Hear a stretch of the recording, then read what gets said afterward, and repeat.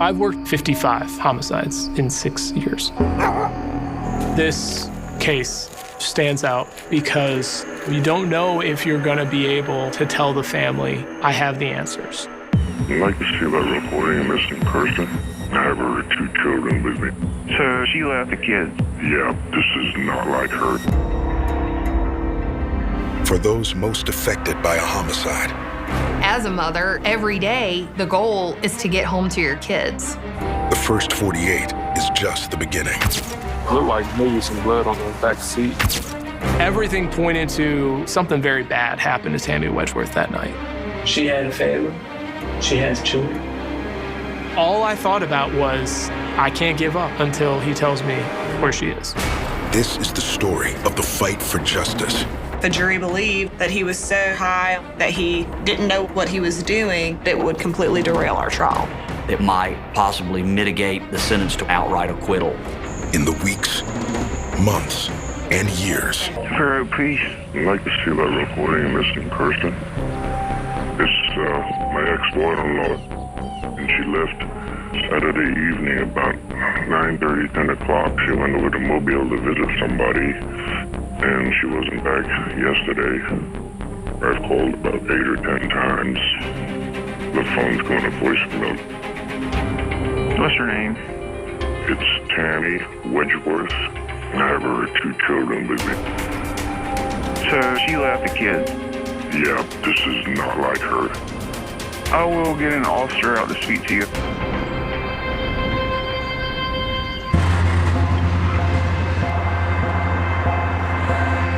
Four days later.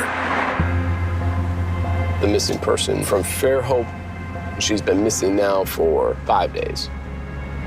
As soon as she was reported missing, Fairhope PD got her cell phone history. It showed the phone died in Mobile.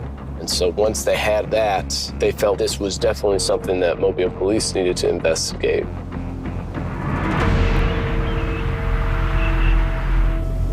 We hate that we brought this one across the bay to you. Fairhope investigator Joshua Cryer and Sergeant David Hall will hand the case over to Barton. Tammy Wedgeworth. She was reported on Monday. 44-year-old Tammy Battaglia Wedgeworth has been cleaning houses to make ends meet. She's a single mother of 3 sons, 2 under the age of 13.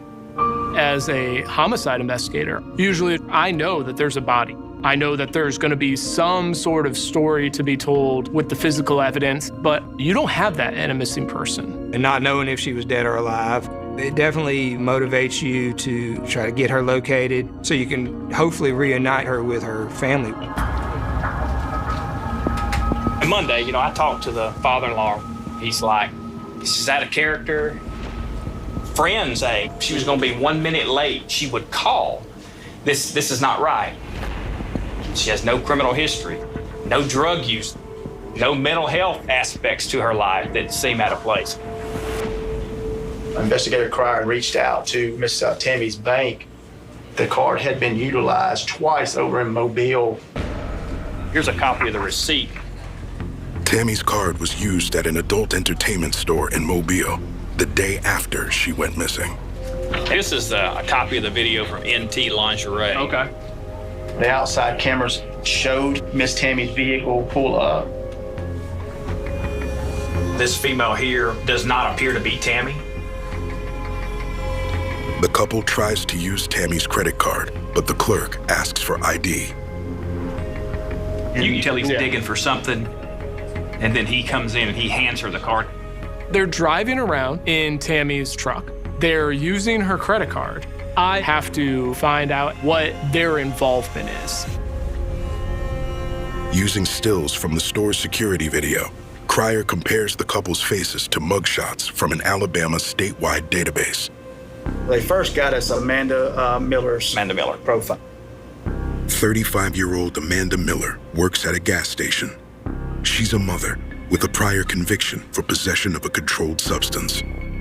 They were actually able to go on Amanda's Facebook and identify the guy that she was with. He was wearing that same hat.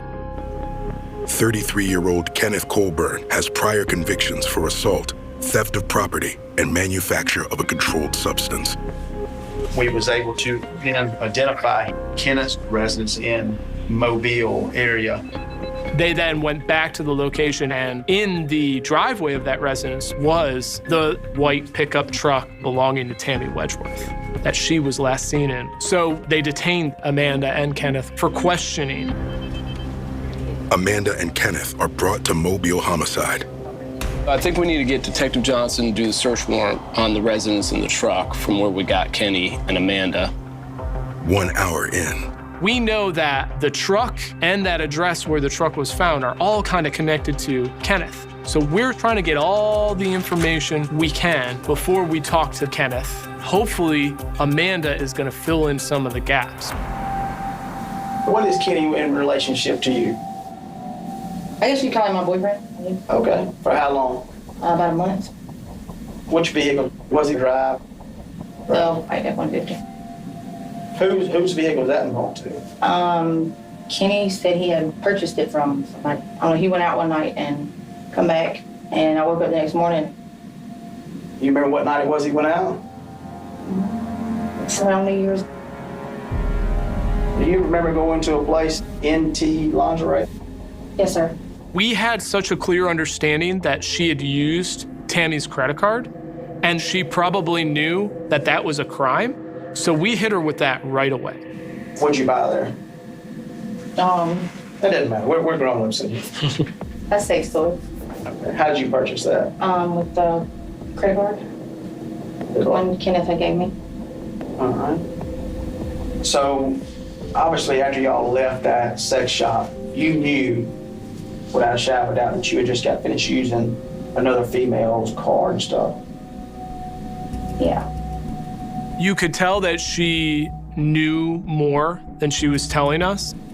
Oh, but this is a lot bigger than a truck and a credit card. And I think you know that. I think deep down, maybe you've gotten some idea this is something different. So you need to be honest with me right now. Kenneth Colburn was definitely considered a suspect at this point, along with Amanda. So we wanted to really get her to understand that she needed to tell the truth of what happened the night Tammy went missing. We need to know if you, at any point, for any reason, met this woman that you have the idea. No, sir, I've never met her. What has he told you about that woman? I mean, I've heard him talking to other people about a woman. Beat the woman up and took the truck. Okay. The actual moment that you heard him starting to talk about this, you need to paint the picture for me. It was a couple days later. Okay. We were at house. She says they were hanging out with one of Kenny's friends when Kenny started talking. What did you hear him saying? He said he beat the woman up pretty bad, bloody. He left her side of the road and took her truck. Does he say the woman's name? No, sir. And knowing all that from the jump, you, Amanda, are what? Cool with him just beating a woman up and then... Scared. Scared. Okay, I understand. Because he put his hand on me before. Choking, because that's what he got me the other day. She was afraid of Kenneth, and I could tell that she had her own past trauma that she clearly was dealing with. Who else knows? I know he talked to his mama and his stepdad. All right, man, you're just gonna have to sit tight with us. Amanda told us that Kenneth beat up a woman. So there's a possibility maybe she's just really hurt somewhere. And there are two other people that might have vital information about what happened to Tammy. I gotta go talk to those people now. You wanna ice him? Yeah, I think we need to all go out there and interview everybody that we can. We're saving him for last. We wanna build a really good case before we confront Kenneth Colburn. Detectives decide to hold Kenny while they search for the other witnesses. I want the parents, sure. And we probably need to find... They look up Kenny's friend. Chickasaw. That's gotta be him, though. And find his last known address. You around me? Yeah. The team heads out to Kenny's parents' house. Man. Are they doing the search warrant already? Yeah. Perfect. Looked like maybe some blood on the back seat. There has to be a reason for that blood to get there. And I believe that what occurred to Tammy to cause her to go missing happened inside that truck. Everything pointed to something very bad happened to Tammy Wedgeworth that night. We definitely wanted to work with urgency. We wanted to try to locate her as soon as possible.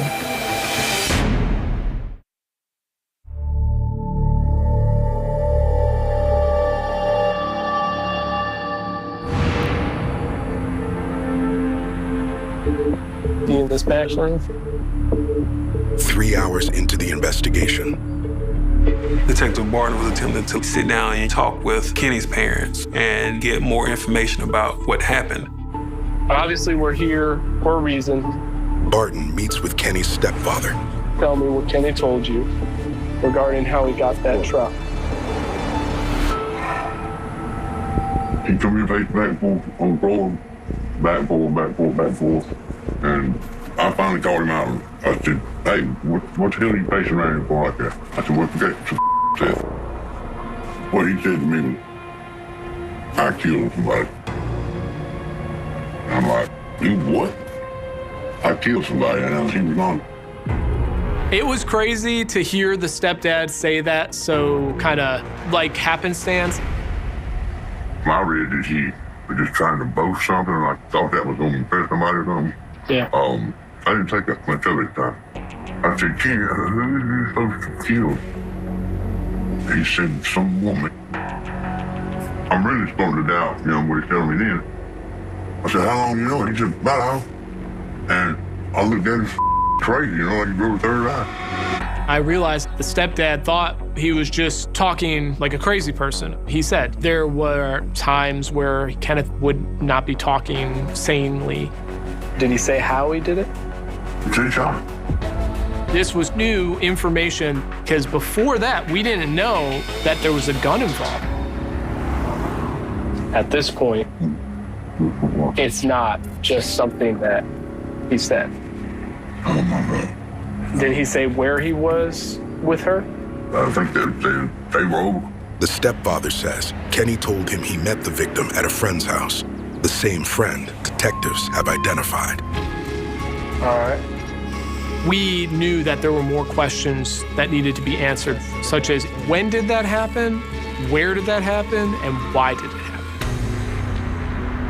We're knocking it down. Yeah, it's coming along. The only odd thing is that the stepdad's saying he confessed to shooting her. Unless Amanda's just lying. Here? It's gotta be right. Here. Right there. This is good right here. 8 hours in, detectives head to Kenny's friend's house in search of a lead on Tammy's whereabouts. Mobile Police. What's up, man? Hey, how you doing? Is here? It's not here. All right. I'm going to write down my number. Tell him to give me a call because it is important we talk to him. All right? All right. Appreciate it. Back at headquarters, I think I need some more information. Before I talk to you, Kenny, We need to get the truth from Amanda. So we can interview her. As a strategy point, we felt like it might be a good idea to put some new faces in front of Amanda and go in a different direction with her as far as the interview, just to see if she knew where Tammy was located. We've been out talking to several other people, and some of the things that we've learned gives us the feeling that you're not being completely truthful. So spill whatever you haven't spilled and do it now. I was not with Kenny that night. I stayed at his parents' and slept. He got back early in the morning. When he got back, he come inside and got me. And he had squirted water hose in the truck. There was a lot of blood inside the truck. Front seat, back seat? The whole front of the truck, there's blood everywhere. I asked him what had happened, and he told me that he had shot a woman. Okay. To get the truck. that further helped us paint a picture of, okay, this shooting happened in the vehicle most likely, which would have put Kenneth in the vehicle as well. And at that point, we thought that Kenneth is involved in the murder of Tammy. Was her body in the truck? No, sir. The interview with Amanda was a turning point, but we didn't know what led to the shooting. And then, of course, where is Tammy? Did he tell you where the body was? No, sir. Did he have a gun? When he come back, yeah, he had a gun. Handgun? Yes, sir.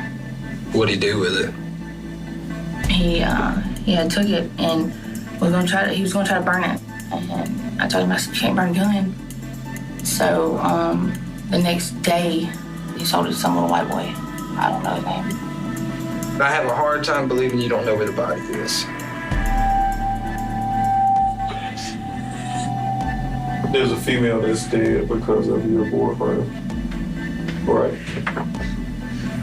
Do you know if this girl had kids?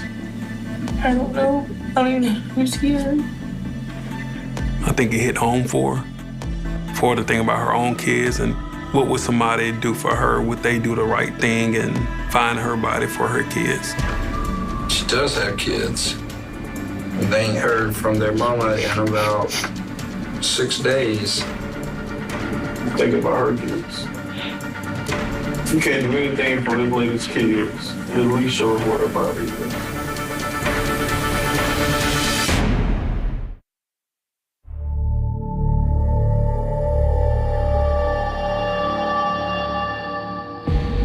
What did he say to her out there? He never said. 9 hours into the investigation, If I knew where she was, I would tell y'all.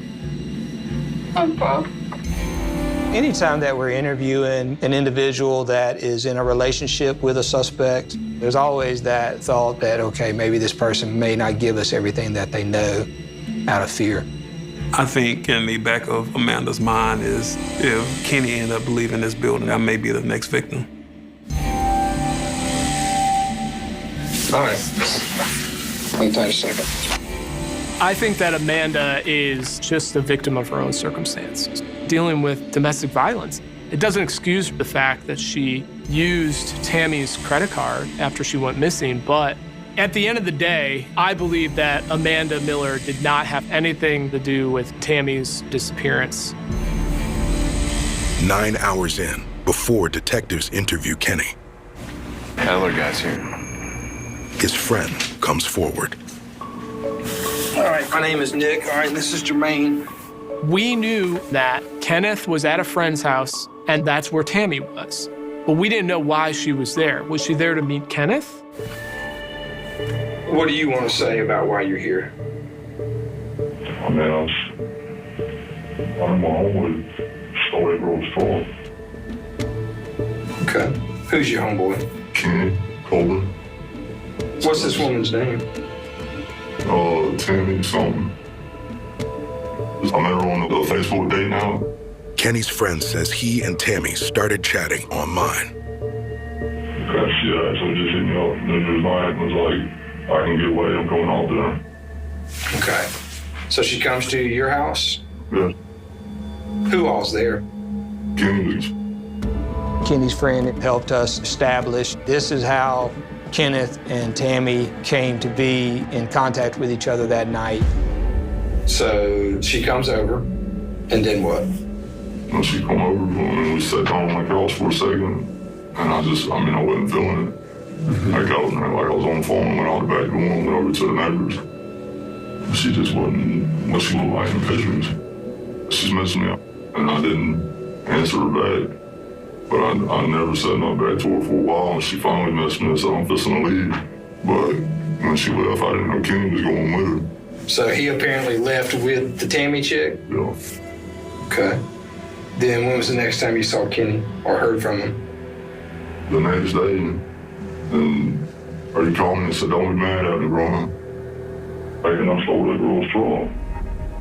Did you know what vehicle he was talking about? No. I know she pulled up in a white truck. I don't know for a fact he done nothing. What I feel like he done was to beat the bitch up. Why do you feel that way? Because he puts his hands on women. Why would you leave Tammy with a friend that you know beat on women? Why put her in that danger? Hang tight, man. The friend helped us establish that Tammy left with Kenneth in her vehicle, and I believe Kenneth most likely killed Tammy. When you don't have a body, it's hard to charge somebody with something. We hoped that Kenneth would tell us, number one, where she was, and then obviously we wanted to know from him what happened. 10 hours in. Hey, man. No, I apologize. I know you've been in here for a little bit. Basically want to ask you some questions. I got no problem helping them get to do the problem with that truck. Cool. And what are we talking about? What kind of truck is it? It's I want to say it's like a 05, 06, Ford F-150. Run me down how you got the truck. I went to the gas station. Kenny says that a friend wanted him to repair Tammy's truck. There's no one truck. Ain't has nothing to do with him. Do you know who his name was on that? It was Tommy or Tammy or something. Suspects like to separate themselves from the murder, but when you confront them with facts, they have no choice but to at least attempt to tell the truth. We've talked to Amanda. We've talked to your stepdad. That truck was owned by a woman named Tammy, and you met her the night of January 1st. You were with Amanda while you were using the credit card. Because after, you can sit there and you can deny it, but the situation is way bigger. What I'm trying to get you to understand is it's not about the truck. It's not about the card. It's about the woman that is missing. I never met the woman. I did not do nothing. All you got me on is I got a stolen vehicle. The woman is missing, and we have to find her. We have to be able to give her family some understanding and closure, man. I just want to know where Tammy is. That's her name, Tammy is. That's her name. She had a family. She has children. My job is to give closure to Tammy's family because I can't live with myself if I can't tell her family I found her. So I'm just trying to pull out some sort of humanity in Kenneth to get justice for Tammy. I can't explain to you, sir, what happened. I don't know. But I'm telling you, I'm not about to say, yeah, I killed her. But you do remember. I don't remember doing that. Amanda said you came back with that truck, okay? And there was blood inside that truck. She asked what you did. You said, I shot her. That's enough to convict me. Kenneth, it's not about convicting you. You have an opportunity to take back the power and at least help me find this woman. I pled with Kenneth, but it got to a point where I played all my cards. Right now, there's a possibility we won't locate Tammy's body. And all I thought about was, I can't give up until he tells me where she is. Y'all let me kiss my mama goodbye. You kiss my two ladies goodbye. I'll show y'all the exact where you're going. You serious?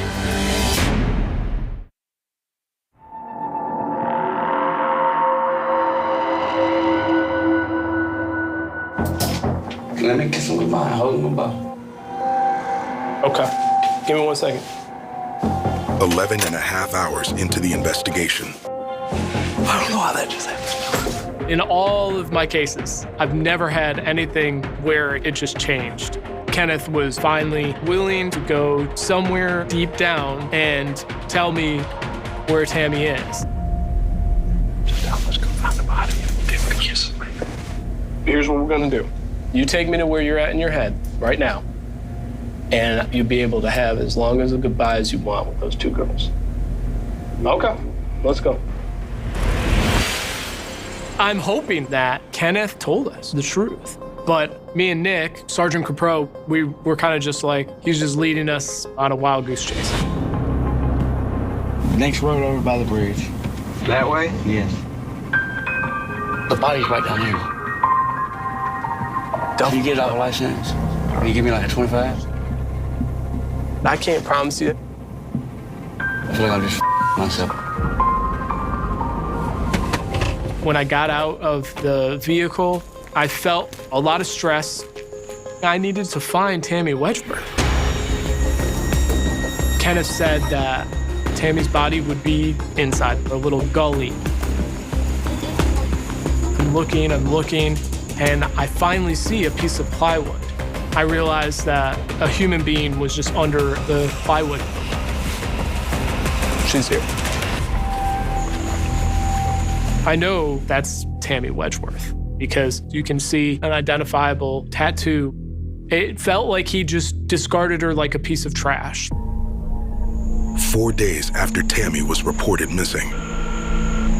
Hey, I need an unavailable unit to be started. The suspect just led us to the body.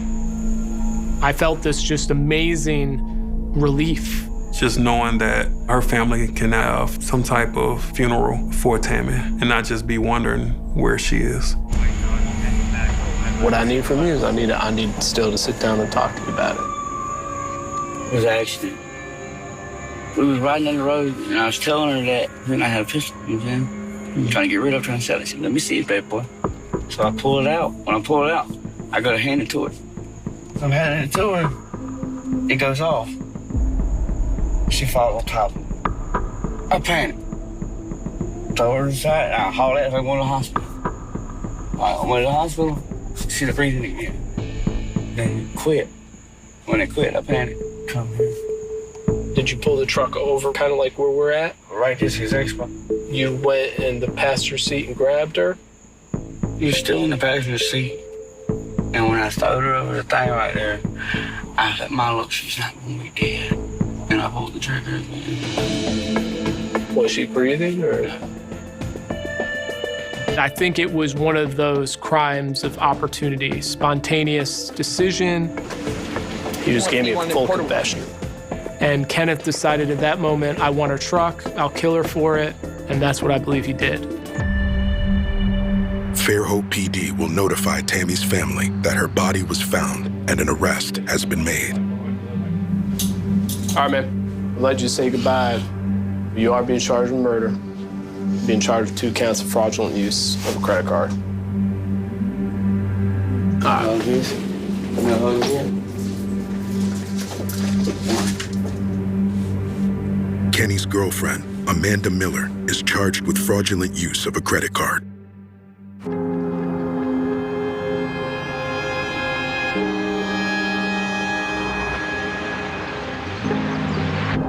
I'm going to make contact with the victim's mother. The family says she's very emotional.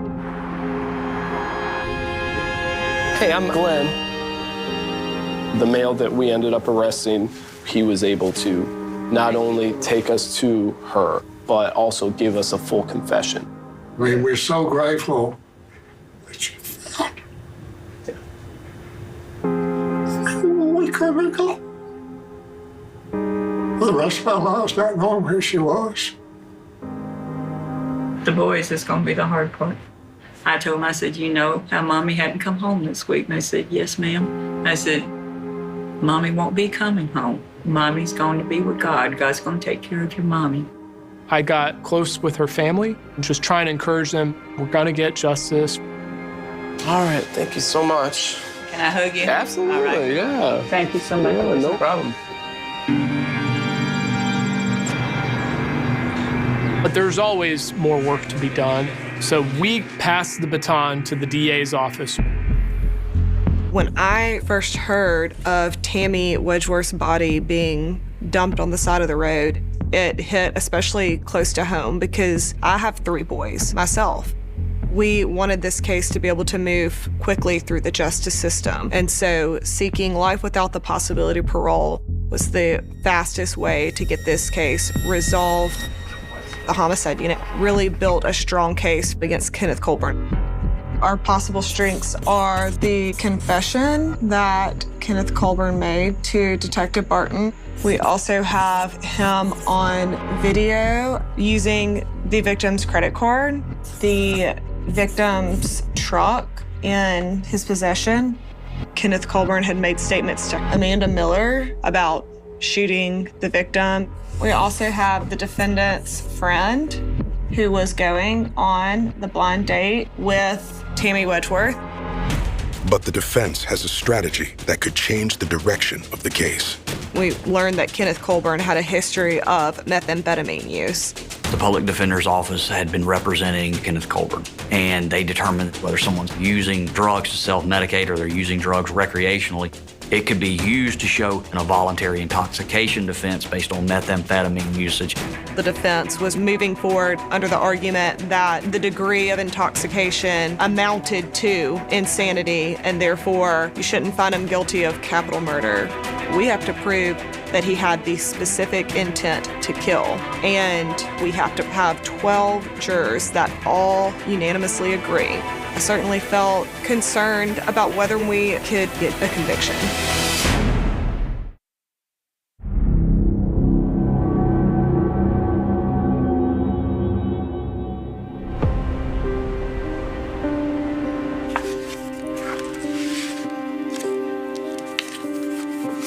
Tammy was a hardworking single mom. She was doing the best she could do to take care of her boys. When Tammy was killed, I was a single mom. And I think as a mother, every day, the goal is to get home to your kids. I think that Tammy was looking for a friend. She kind of found herself in a position where she was talking to strangers on the internet, and it led her to a dangerous place. I know that she would have given over the truck, would have given over her purse, whatever she had, to get back to her boys. I feel sad that her life was taken so senselessly, and Tammy's missing out, and her boys are missing out on time and life together.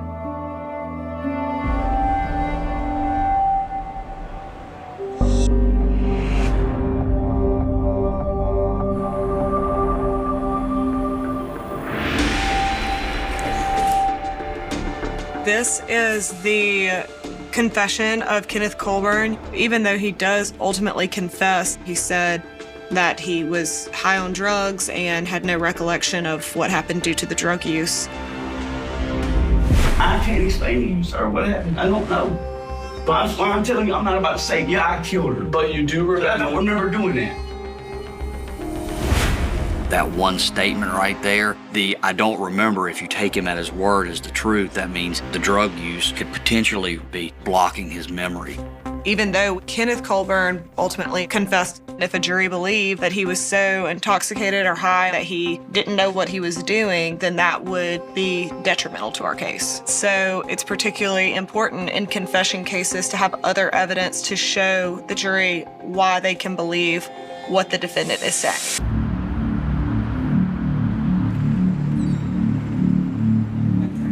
With just 41 days to prepare for trial. In order to corroborate Kenneth's confession, we had to look at witness cooperation. A lot of times witnesses tell police officers things, but testifying is a whole nother ballgame because they're in the courtroom in front of the defendant, the one that they're giving incriminating information against. A lot of times that affects their willingness to come forward. ADA Davis felt that a second attorney was going to be beneficial. My role in this case was going to be to not only find our witnesses, but to also convince them that they needed to testify honestly. This is Kenny Colburn's best friend the night he was interviewed by Mobile Police. When was the next time you saw Kenny or heard from him? He messaged me the next day, or he called me and said, "Don't be mad at me, Ron. Smoke something for a troll." What does it mean to you? For a troll. I didn't know he left her until I think that day. He was an essential witness for us because Kenny's friend is the link between Tammy and Kenny. But Kenny's friend was now incarcerated. He would be presented in court in front of the jury, in jail clothes, in shackles. We were concerned that that may sway a juror to think he would be trustworthy. Maybe he is the actual killer. Another important witness in this case was Kenny's stepfather. I can work that to death. What he said to me was, I killed somebody. In what state did Mr. Colburn allegedly say this to the relative? Drug use, specifically methamphetamine use, is linked to paranoia. Those kind of things are what you examine the witness on to figure out whether or not this was a valid statement. But then, a witness who wants to cooperate emerges. A jailhouse informant contacted our office through his lawyer saying that he was housed with Kenneth Colburn and Kenneth Colburn had given him a full confession. That's something that happens from time to time. People get bored in jail and they talk about why they're in there. And every once in a while, you'll have one of the inmates that'll come forward and say, hey, they told me some stuff and I'd like to tell y'all. So if for some reason the jury didn't believe Kenneth's confession to law enforcement was legitimate, the jailhouse witness would likely verify the confession.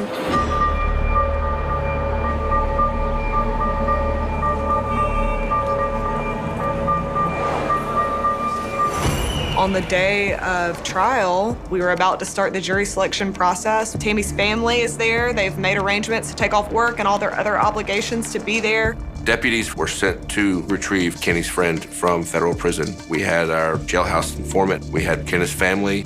So we were ready to go to trial that morning. And then the defense says, we have a conflict with this and that they have something that they need to take up with the judge. So we were just totally caught off guard because it was going to be an issue that would completely derail our trial.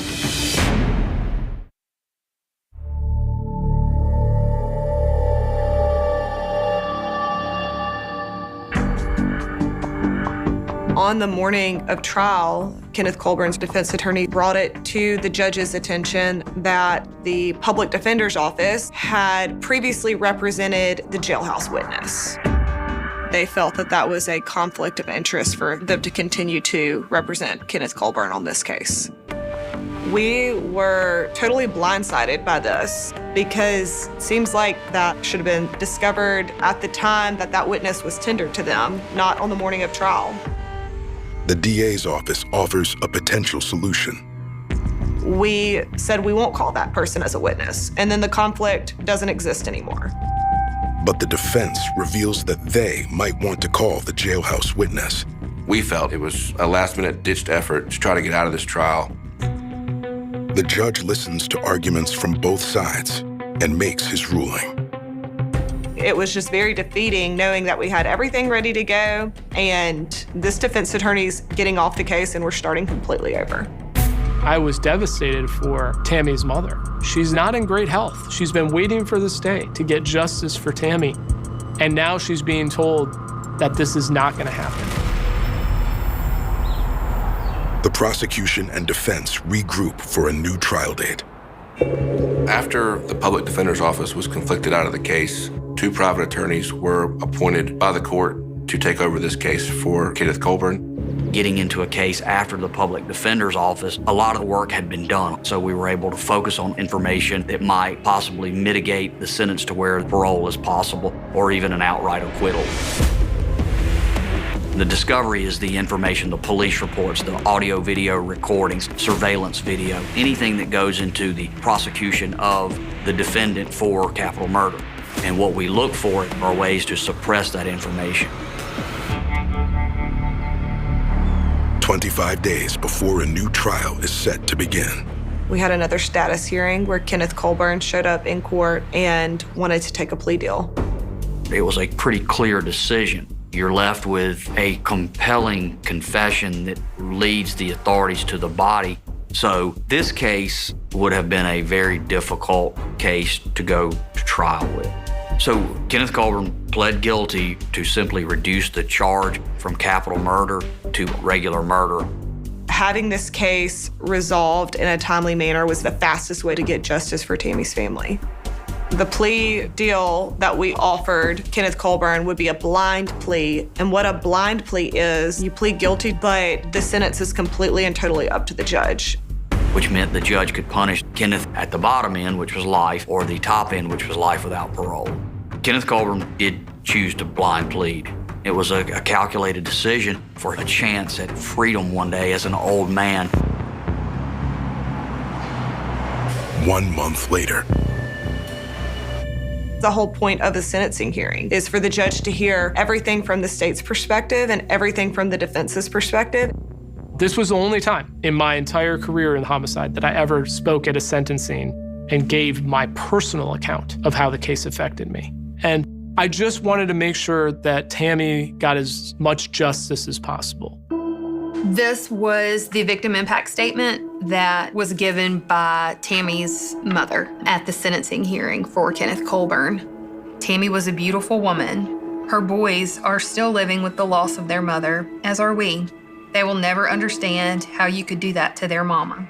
Your Honor, I ask that you impose the maximum sentence that you could impose on him so that what has happened to us never happens at the hands of this man ever again. To see Tammy's mother get up in front of the courtroom and say everything that she's always wanted to say to Kenneth Colburn was incredible.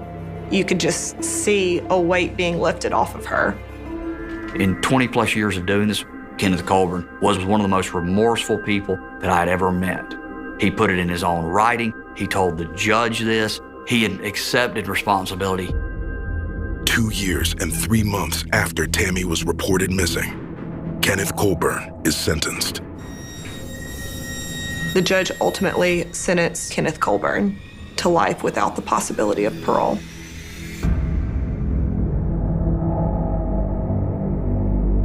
He will be sitting there for the rest of his life thinking about that night he met Tammy and what he did. I think he got what he deserved.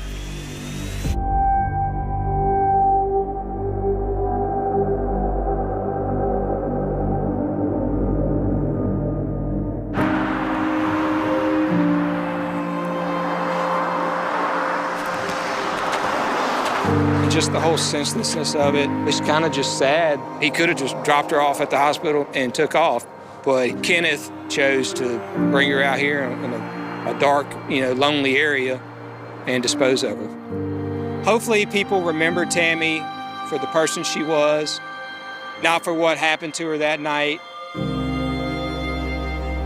I made a promise to Tammy's mother from the very beginning. I would be Tammy's voice, and Tammy would not be forgotten.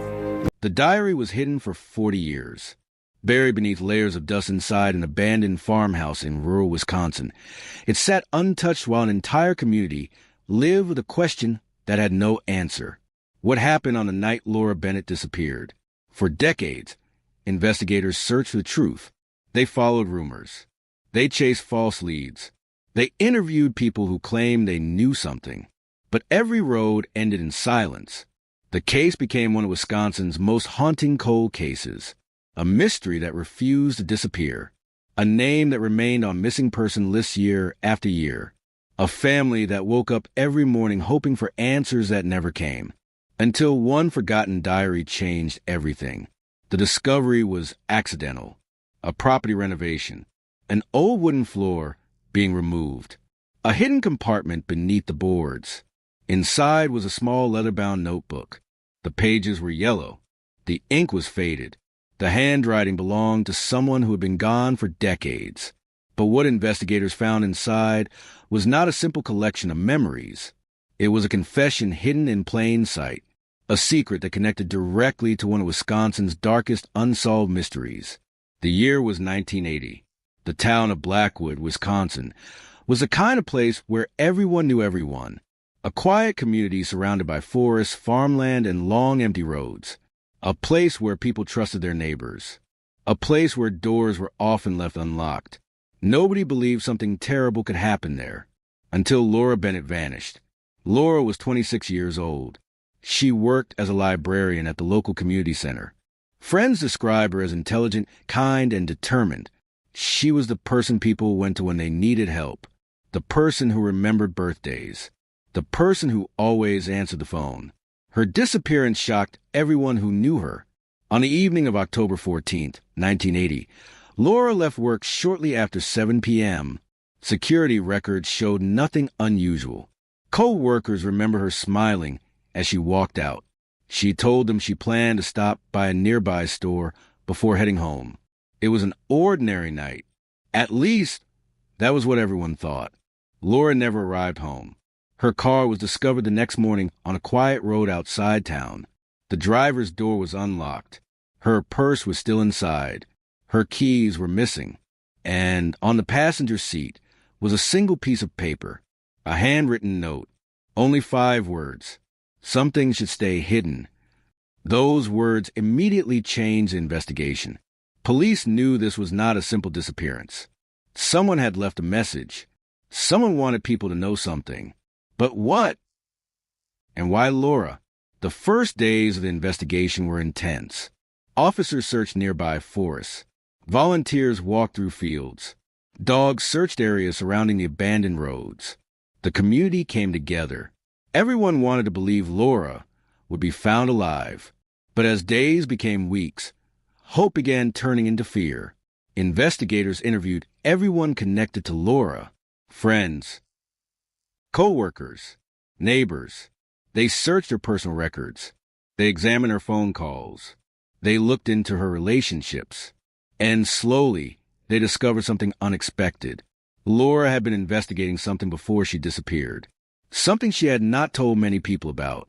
Several weeks before she vanished, Laura had started asking questions about an old property outside town, a farmhouse abandoned since the early 1970s, a place locals avoided, a place surrounded by rumors.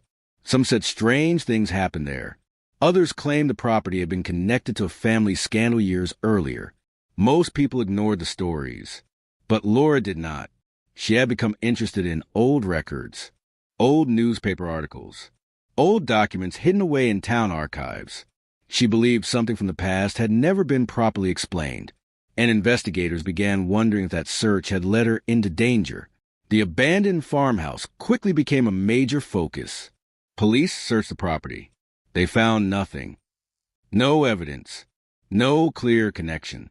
Just an empty building filled with old furniture and forgotten belongings. The case slowly began losing momentum. Months passed. Then years. The headlines disappeared. The investigators moved on to other cases. The town continued living. But Laura's family never stopped searching. Her parents kept her room exactly as it was. Her mother refused to throw away her belongings. Her father kept every newspaper article about the investigation. Every anniversary of her disappearance, they returned to the road where her car was found, waiting for the answer they feared might never come. The case became a cold case, a file stored away, a mystery with no ending. But investigators did not know something important. The answer had already been written, not in police reports, not in witness statements, not in official records. It was written inside a forgotten diary, a diary hidden beneath the floor of the same abandoned farmhouse Laura had been investigating. And decades later, when that diary was finally opened, the first sentence inside would force investigators to reopen everything they thought they knew about Laura Bennett's disappearance. The first sentence inside the diary would force investigators to reopen everything they thought they knew about Laura Bennett's disappearance. Because the words written on that faded first page were not random memories. They were a warning. A warning from someone who had carried a secret for decades. The diary began with a date. October 12, 1980, 2 days before Laura vanished. And beneath the date was a sentence written in dark ink. I saw what happened at the old farmhouse. For investigators, those words changed the entire direction of the case. For 40 years, they believed Laura disappeared because of something she discovered. Now they had evidence that someone else had been watching too. Someone else knew the truth. Someone else had remained silent. The discovery of the diary happened during a routine property inspection. The old farmhouse outside Blackwood had been abandoned for decades. The roof had started collapsing. The wooden floors were damaged. The county planned to remove the structure before it became dangerous. Workers were clearing the inside when they discovered a loose floorboard in one of the bedrooms. Beneath it was a small hidden compartment. Inside was a leather diary wrapped in plastic. A strange detail immediately caught the attention of investigators. The plastic was not old. It had been replaced, meaning someone had accessed the diary after it was originally hidden. Someone had returned. Someone had known it was there. The question became obvious. Who and why? The diary belonged to Daniel Mercer, a name that appeared briefly in the original investigation. In 1980, Daniel was 41 years old. He owned a repair shop outside town. He was known as a quiet man, private, someone who rarely involved himself in community events. During the original investigation, police interviewed him because he had repaired Laura's car several months before she disappeared. But nothing connected him to the crime. His statement was simple. He said he barely knew Laura. He said he had no idea why she was interested in the old farmhouse. He said he had nothing to hide. The investigators at the time had no reason to believe otherwise. But now, 40 years later, his own handwriting was telling a different story. The diary contained dozens of entries. Some were ordinary, notes about work, weather, daily routines. But others described events connected to Laura, events Daniel had never mentioned. One entry from October 10th, 1980 immediately shocked investigators. She came asking questions again. She knows more than she should. The wording was disturbing because it suggested Daniel had contact with Laura shortly before she disappeared, a fact he denied. Investigators began reviewing every detail from the original case. They searched old interviews. They compared statements. And they found something that had been overlooked. A witness had reported seeing Laura's car near the farmhouse 2 days before she vanished. At the time, police considered it unrelated. Laura often drove around town. There was no proof she had entered the property, but the diary changed the meaning of that detail. Suddenly, the abandoned farmhouse was no longer a random location. It was the center of the mystery. Detectives returned to the property. They searched areas that had never been examined with modern technology. Using advanced equipment, they discovered hidden markings inside the walls, small scratches, old symbols, notes carved into the wood, the kind of things investigators would have ignored in 1980. But now they looked different. One marking contained initials, Elbe. Laura Bennett. The discovery sent shockwaves through the investigation because it suggested Laura had been inside the farmhouse, and she had left evidence behind. The detectives now faced a disturbing possibility. Laura had not simply disappeared. She had been searching for something, and she had gotten close enough to frighten someone. The diary revealed more. Daniel wrote about a secret involving the Mercer family, a secret connected to the farmhouse, a secret that had been hidden since the 1970s. According to the entries, the farmhouse had once been used for illegal activities, financial crimes, blackmail, hidden transactions. Daniel claimed he was not responsible. He claimed he discovered the truth years earlier, but he also admitted something worse. He knew people who were involved, people who had influence in the community, people who could make problems disappear. Investigators now wondered if Laura had uncovered information powerful enough to put someone in danger. The original theory had always been that Laura was a victim of a random crime, a wrong place, a wrong time, but the diary suggested something else. She may have been targeted. The investigation quickly became one of the largest reopened cold cases in Wisconsin. News outlets returned to Blackwood. The old headlines came back. The town that had tried to move on was forced to remember. Residents who had been silent for decades began speaking again. Some admitted they had heard rumors. Some admitted they knew Laura was investigating something. But they were afraid. Afraid of the people connected to the old farmhouse. Afraid of what might happen if they talked. The detectives realized the original investigation had not failed because there was no evidence. It failed because people were afraid to reveal what they knew. And now, after 40 years, the diary had opened a door that many people hoped would remain closed forever.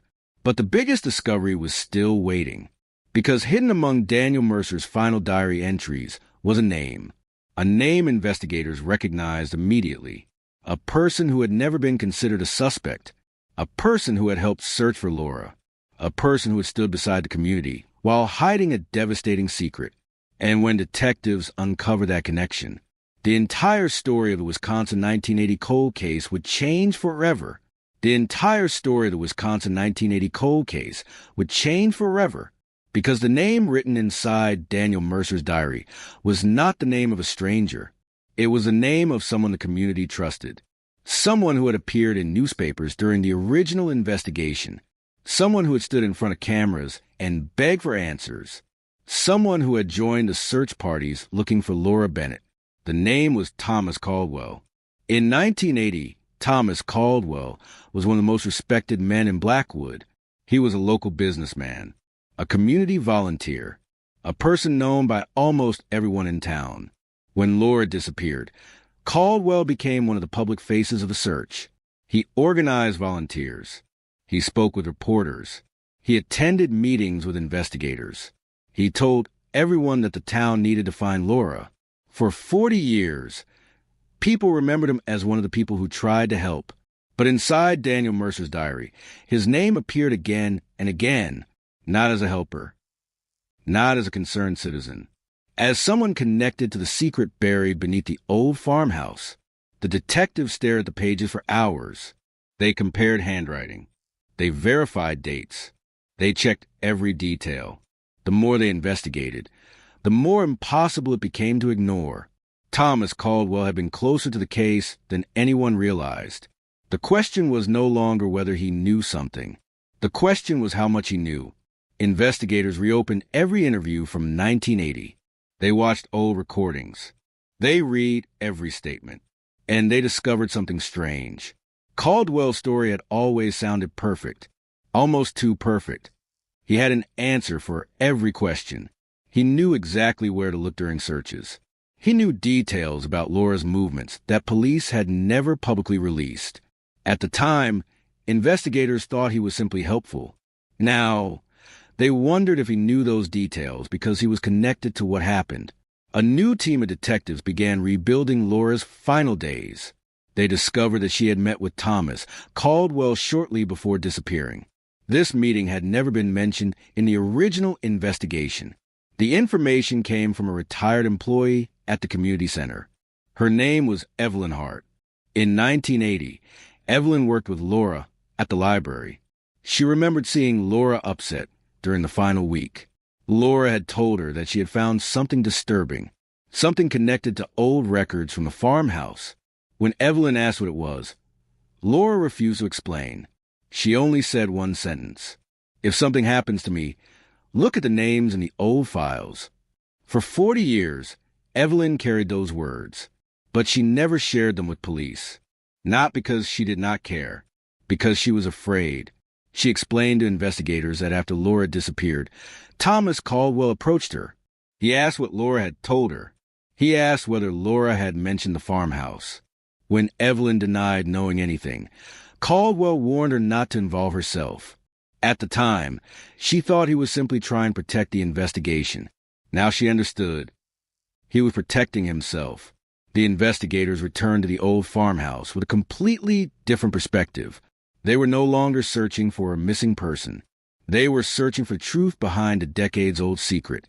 Forensic teams examined the property again. They scanned the walls. They examined the foundation. They collected samples.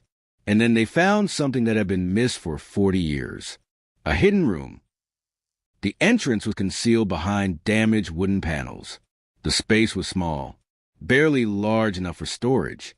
Inside were boxes of documents, old financial records, photographs, letters, and one object that immediately caught investigators' attention, a cassette tape. The label was handwritten. Only one word appeared. Laura. The discovery changed everything. The tape was carefully transported to the forensic laboratory. Investigators gathered around as technicians restored the damaged recording. The first sounds were unclear. Static, background noise, a faint clicking sound. Then a voice appeared. Laura Bennett, alive. Speaking. The room became silent. Because for the first time in 40 years, investigators heard the last known recording of the woman they had spent decades trying to find. Her voice was calm, but there was fear underneath. She said she had discovered something connected to the farmhouse. She said she had found evidence that certain people in Blackwood had been hiding crimes for years. Then she mentioned a name, Thomas Caldwell. The detectives listened carefully. Every word mattered. Laura said she believed Caldwell knew she was investigating. She believed he had discovered her search, and she believed she was in danger. But the recording ended before she could explain everything. The tape was damaged. A section was missing. The most important part of the message was gone. Investigators now had a new problem. They knew Laura had uncovered a secret. They knew Thomas Caldwell was connected. But they still needed to know what happened after the recording ended. The diary, the tape, the hidden room, all of it pointed toward one conclusion. The original investigation had been looking in the wrong direction. For 40 years, they searched for a missing woman. But the truth was darker. Laura had not vanished randomly. She had been silenced. The community of Blackwood was shaken again. People who had known Caldwell for decades struggled to accept the possibility. The man they trusted. The man who helped organize searches. The man who stood beside Laura's family. Could he really have been involved? Investigators knew they could not rely on public opinion. They needed proof. And as they continued examining the hidden room, they discovered another item, a document dated October 14th, 1980, the exact night Laura disappeared. A document containing signatures, a list of names, and at the bottom of the page, the signature of Thomas Caldwell. The cold case that had remained frozen for 40 years had finally begun to move, and now investigators were closer than ever to discovering the deadly secret hidden inside the Wisconsin farmhouse. The deadly secret hidden inside the Wisconsin farmhouse was finally beginning to surface. For 40 years, the truth had remained buried beneath silence, fear, and carefully protected lies. But now the pieces were coming together. The diary, the hidden room, the damaged cassette tape, the document signed by Thomas Caldwell. Each discovery pushed investigators closer to the night Laura Bennett disappeared. And each discovery revealed something more disturbing. Laura had not accidentally uncovered a mystery. She had uncovered a network. A secret that involved powerful people in Blackwood, people who had spent decades making sure nobody looked too closely. The document found inside the hidden room became one of the most important pieces of evidence in the reopened investigation. At first glance, it appeared to be nothing more than a financial record. Numbers, dates, signatures. But forensic accountants noticed something unusual.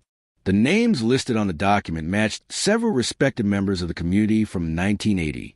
Business owners, local officials, people who had publicly supported the search for Laura, people who had stood in front of cameras and promised they wanted answers. Now their names appeared inside a document connected to illegal activity. The detectives realized the original disappearance investigation had focused too narrowly. They were searching for a person, but Laura had been searching for a secret that many people wanted to keep hidden. The investigators began tracing the history of the old farmhouse.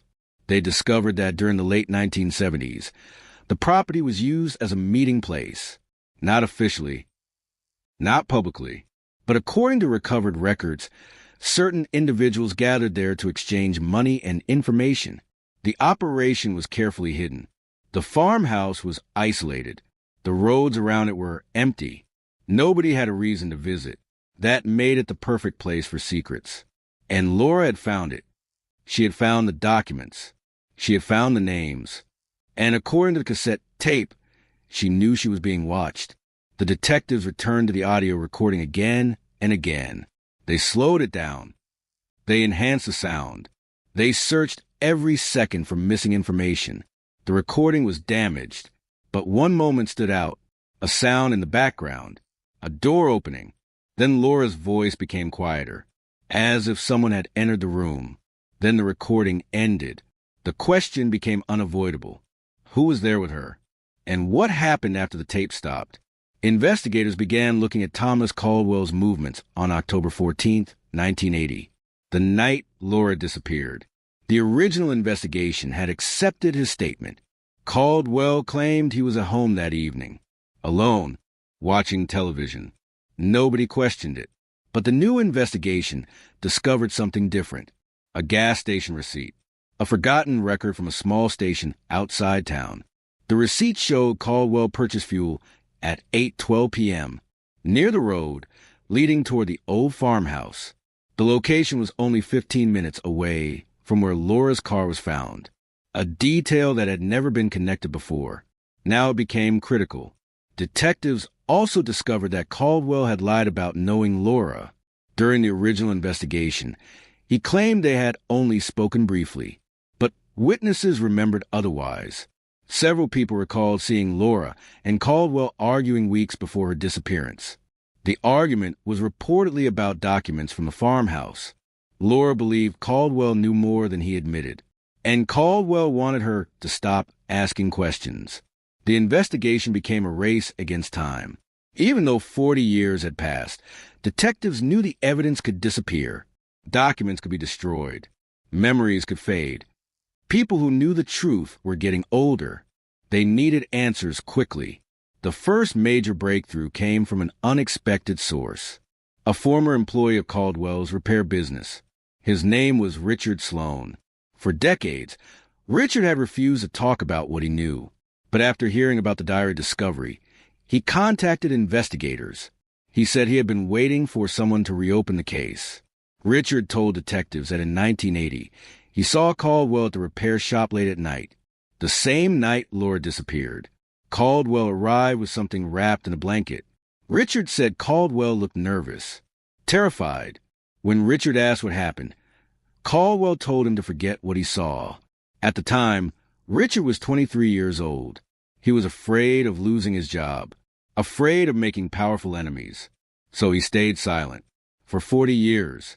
But the discovery of the diary changed everything. Richard finally believed the truth had a chance. His statement gave investigators something they had never had before, a witness placing Caldwell near the center of the investigation. But there was still one major question. Where was Laura Bennett? The hidden room contained documents, the cassette tape, the financial records, but no remains, no direct evidence explaining her final moments. The detectives knew the case was close. But close was not enough. They needed the final piece. Then forensic experts made another discovery inside the farmhouse. A section of the old wooden floor contained traces that had been overlooked in 1980. Modern testing revealed evidence that suggested something had happened there, something violent, something that confirmed Laura had been inside the farmhouse. The cold case was no longer just about missing evidence. It was becoming a homicide investigation. And as investigators prepared to confront Thomas Caldwell with the new discoveries, they uncovered one final entry in Daniel Mercer's diary, an entry written the day after Laura vanished. Only one sentence. I know what he did, but I was too afraid to stop him. The words left investigators with a chilling realization. Daniel Mercer was not just recording a secret. He was recording his guilt. And now, after 4 decades, his diary was finally telling the story he was too afraid to tell while he was alive. His diary was finally telling the story he was too afraid to tell while he was alive. And inside those pages was a confession that investigators had been searching for since the night Laura Bennett disappeared. Not a confession written by the person responsible, but a confession from someone who had watched the truth disappear and chose silence over justice. Daniel Mercer had carried the secret for 40 years. He had lived with the knowledge. He had written about it. He had hidden the evidence. But he never came forward. And now detectives had to understand why. The final entries of the diary became the focus of the investigation. Unlike the earlier pages, these were written differently. The handwriting was rushed. The words were uneven. It looked like Daniel was afraid someone would find the diary before he could finish. One entry dated October 15, 1980, the day after Laura vanished, revealed the first major breakthrough. Caldwell told everyone the story before anyone could question him. He knew exactly what to say. He knew exactly where to look. Investigators immediately recognized the importance of those words. Daniel was describing something they had already begun to suspect. Thomas Caldwell had controlled the narrative from the beginning. He was not just a person connected to the case. He was someone who shaped how people understood the case. For years, the town believed Caldwell was helping, but the diary suggested he was managing the investigation, controlling attention, directing people away from the truth. The detectives returned to the original police reports. They noticed a pattern they had never seen before. Many early searches had focused on locations suggested by Caldwell. Many interviews had followed information he provided. At the time, Investigators believed he was cooperating. Now, they questioned whether he was manipulating them. A chilling possibility emerged. The person helping search for Laura may have been the same person responsible for hiding what happened to her. The investigation team began examining every interaction Caldwell had with authorities after Laura disappeared. They found newspaper interviews, public statements, community meetings. In every appearance, Caldwell repeated the same message. We have to find Laura. We cannot give up. The truth will come out. But investigators now saw those words differently. They wondered if they were not the words of someone searching for answers. They were the words of someone trying to appear innocent. The reopened investigation attracted national attention. The phrase "forgotten diary exposes deadly secret" appeared in headlines across the country. People who had never heard of Blackwood suddenly knew the story. A missing woman, a hidden farmhouse, a trusted community figure, and a secret buried for 4 decades. But inside the investigation, detectives ignored the attention. They knew public pressure could damage a case. They needed facts. They needed evidence. They needed the truth. The forensic team continued examining the hidden room. They discovered more documents. Some were damaged beyond repair. Others contained information that changed the entire timeline. One document showed that Thomas Caldwell had access to the farmhouse long before Laura disappeared. Another showed that Daniel Mercer had attempted to distance himself from the property months earlier. The picture was becoming clearer. Daniel was not the person who created the secret. He was someone trapped inside it. Someone who knew too much. Someone who was afraid to speak. Investigators also uncovered evidence connecting Caldwell to Laura's research. A library record showed that Caldwell had checked out the same historical documents Laura had been reviewing. The dates were significant. He accessed the records shortly after Laura began asking questions. This suggested he knew what she was searching for. He knew where she was looking, and he knew she was getting close. The detectives now understood the danger Laura faced. She was not just investigating old crimes. She was investigating people who had spent years hiding them. The next major discovery came from the damaged cassette tape. Experts managed to restore a previously unheard section. Only a few seconds, but enough to change everything. A second voice appeared. A male voice. Low, angry. The audio was unclear, but investigators could identify one word. Stop. Then Laura responded. People deserve to know. The recording ended. Those 4 words became one of the most important moments in the entire case, because they confirmed what investigators believed. Laura was not running away. She was confronting someone who wanted her investigation to end. The team began preparing to question Thomas Caldwell, but before they could reach him, they discovered something unexpected. Caldwell was already gone. He had left Blackwood 2 days earlier. He sold his property, closed his business, and disappeared without explanation. The timing was impossible to ignore. A man connected to a 40-year-old cold case suddenly vanished after new evidence appeared. Investigators launched a search. They tracked financial records. They contacted former associates. They examined every location connected to Caldwell. But the man who had spent decades hiding secrets had disappeared once again. The case had reached another turning point. The evidence was finally speaking. The truth was finally emerging. But the person who could answer the remaining questions was gone. And somewhere beyond Wisconsin, Thomas Caldwell was running from a past he had spent 40 years trying to bury. But investigators knew one thing. The diary had changed the case forever. The secret was exposed. The silence was broken. And now, the search for the man behind the mystery had begun. The search for the man behind the mystery had begun. And for the first time in 40 years, investigators were no longer chasing shadows. They had a name. They had evidence. They had a timeline. But they also had a problem. Thomas Caldwell was gone. The man who had once been the face of the search for Laura Bennett had disappeared just as the truth was beginning to surface. Investigators moved quickly. They issued alerts. They contacted law enforcement agencies across multiple states. They searched locations connected to Caldwell's past.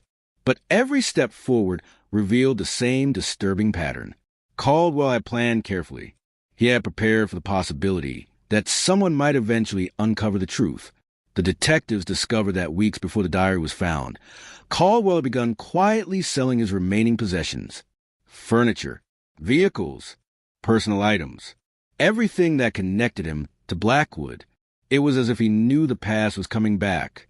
The question investigators could not answer was simple. How? How did Caldwell know the diary existed? How did he know someone would eventually find the hidden room? The investigation turned back toward Daniel Mercer. The diary became even more important. Detectives carefully examined every page, every sentence, every small detail. They discovered that Daniel had been afraid of Thomas Caldwell for decades, not because of threats alone, because he believed Caldwell had influence, power, connections, people who would protect him. Daniel's final diary entry revealed the fear he carried until the end of his life. I thought the truth would die with me. I was wrong. Those words became the emotional center of the investigation, because Daniel had believed silence would protect him. Instead, silence had allowed the secret to survive. The detectives realized the diary was not just evidence. It was Daniel's final attempt to correct his mistake. He knew he had failed Laura when she needed someone to speak. So he left behind the only thing he could, the truth. As investigators searched for Caldwell, they also reopened the question that had haunted everyone for decades. What happened to Laura Bennett after she entered the farmhouse? The evidence suggested she had discovered the hidden operation. She had recorded her concerns. She had confronted someone. But the final moments remained unknown. The missing section of the cassette tape became the biggest mystery. Experts worked for weeks trying to restore it. They examined the damaged tape layer by layer. They used technology that did not exist in 1980. And finally, they recovered another fragment, a few seconds. But those seconds changed the entire case. The recording continued after Laura's final statement. Her voice was quieter. She sounded frightened. Then a man spoke. The audio quality was poor, but investigators recognized the voice. It belonged to Thomas Caldwell. The words were not clear, but one sentence could be understood. You should have left us alone. The laboratory confirmed the recording had not been altered. The voice matched other available recordings of Caldwell from the 1980s. For investigators, this was the moment the case transformed. They no longer had only circumstantial evidence. They had a direct connection. Laura had confronted Caldwell. Caldwell had been with Laura shortly before she disappeared, and he had motive to stop her. The news shocked Blackwood. People who had defended Caldwell for decades struggled to accept reality. Some refused to believe it. Others admitted they had always felt something was wrong. Old memories began returning. Small moments, strained conversations, things people ignored because they seemed insignificant. A neighbor remembered seeing Caldwell's truck near the farmhouse on the night Laura vanished. A former employee remembered Caldwell cleaning his vehicle late that night. Another resident remembered Caldwell asking questions about the police investigation before anyone had released information. For 40 years, those memories had existed separately. Now they formed a pattern. The investigators understood something important about cold cases. The truth is often not hidden in one dramatic discovery. It is hidden in hundreds of small details waiting to be connected. The search for Caldwell continued. Then came the breakthrough. A detective reviewing old property records found something unexpected. Before leaving Wisconsin, Caldwell had maintained ownership of a small cabin near the northern border, a property he never mentioned, a place not connected to his public life. Investigators believed it was a perfect location for someone trying to disappear. A team was sent immediately. The cabin had been abandoned for several years. Inside, they found old furniture, personal belongings, boxes of documents, and on a shelf covered with dust, a photograph. The photograph showed Laura Bennett, taken shortly before her disappearance. On the back were 3 handwritten words. She knew too much. The discovery sent a shock through the investigation, because it proved Caldwell had been watching Laura before she vanished. But there was something else inside the cabin. Something that would finally answer the question investigators had been asking for 40 years. A hidden metal container buried beneath the floor. Inside were items that connected Caldwell directly to the night Laura disappeared. The case that had remained unsolved since 1980 was finally approaching its final chapter. But Thomas Caldwell was still missing, and investigators knew the clock was running, because the man who had hidden the truth for 40 years was now trying to escape from it. The man who had hidden the truth for 40 years was now trying to escape from it. But investigators had learned something important. Secrets can hide for a long time. They can survive rumors. They can survive silence. They can survive decades of unanswered questions. But once the truth begins to surface, it becomes almost impossible to stop. The evidence inside the cabin changed everything. The metal container was carefully transported to the forensic laboratory. Inside were items that had been untouched for decades. Old photographs, handwritten notes, a damaged watch, a small piece of jewelry identified by Laura's family, and one final document, a document that contained the information investigators had been searching for since 1980. The timeline of Laura Bennett's final night. The notes appear to have been written by Thomas Caldwell himself, not as a confession, not as an apology, but as a record of events he never expected anyone else to read. The investigators studied every line, every date, every reference.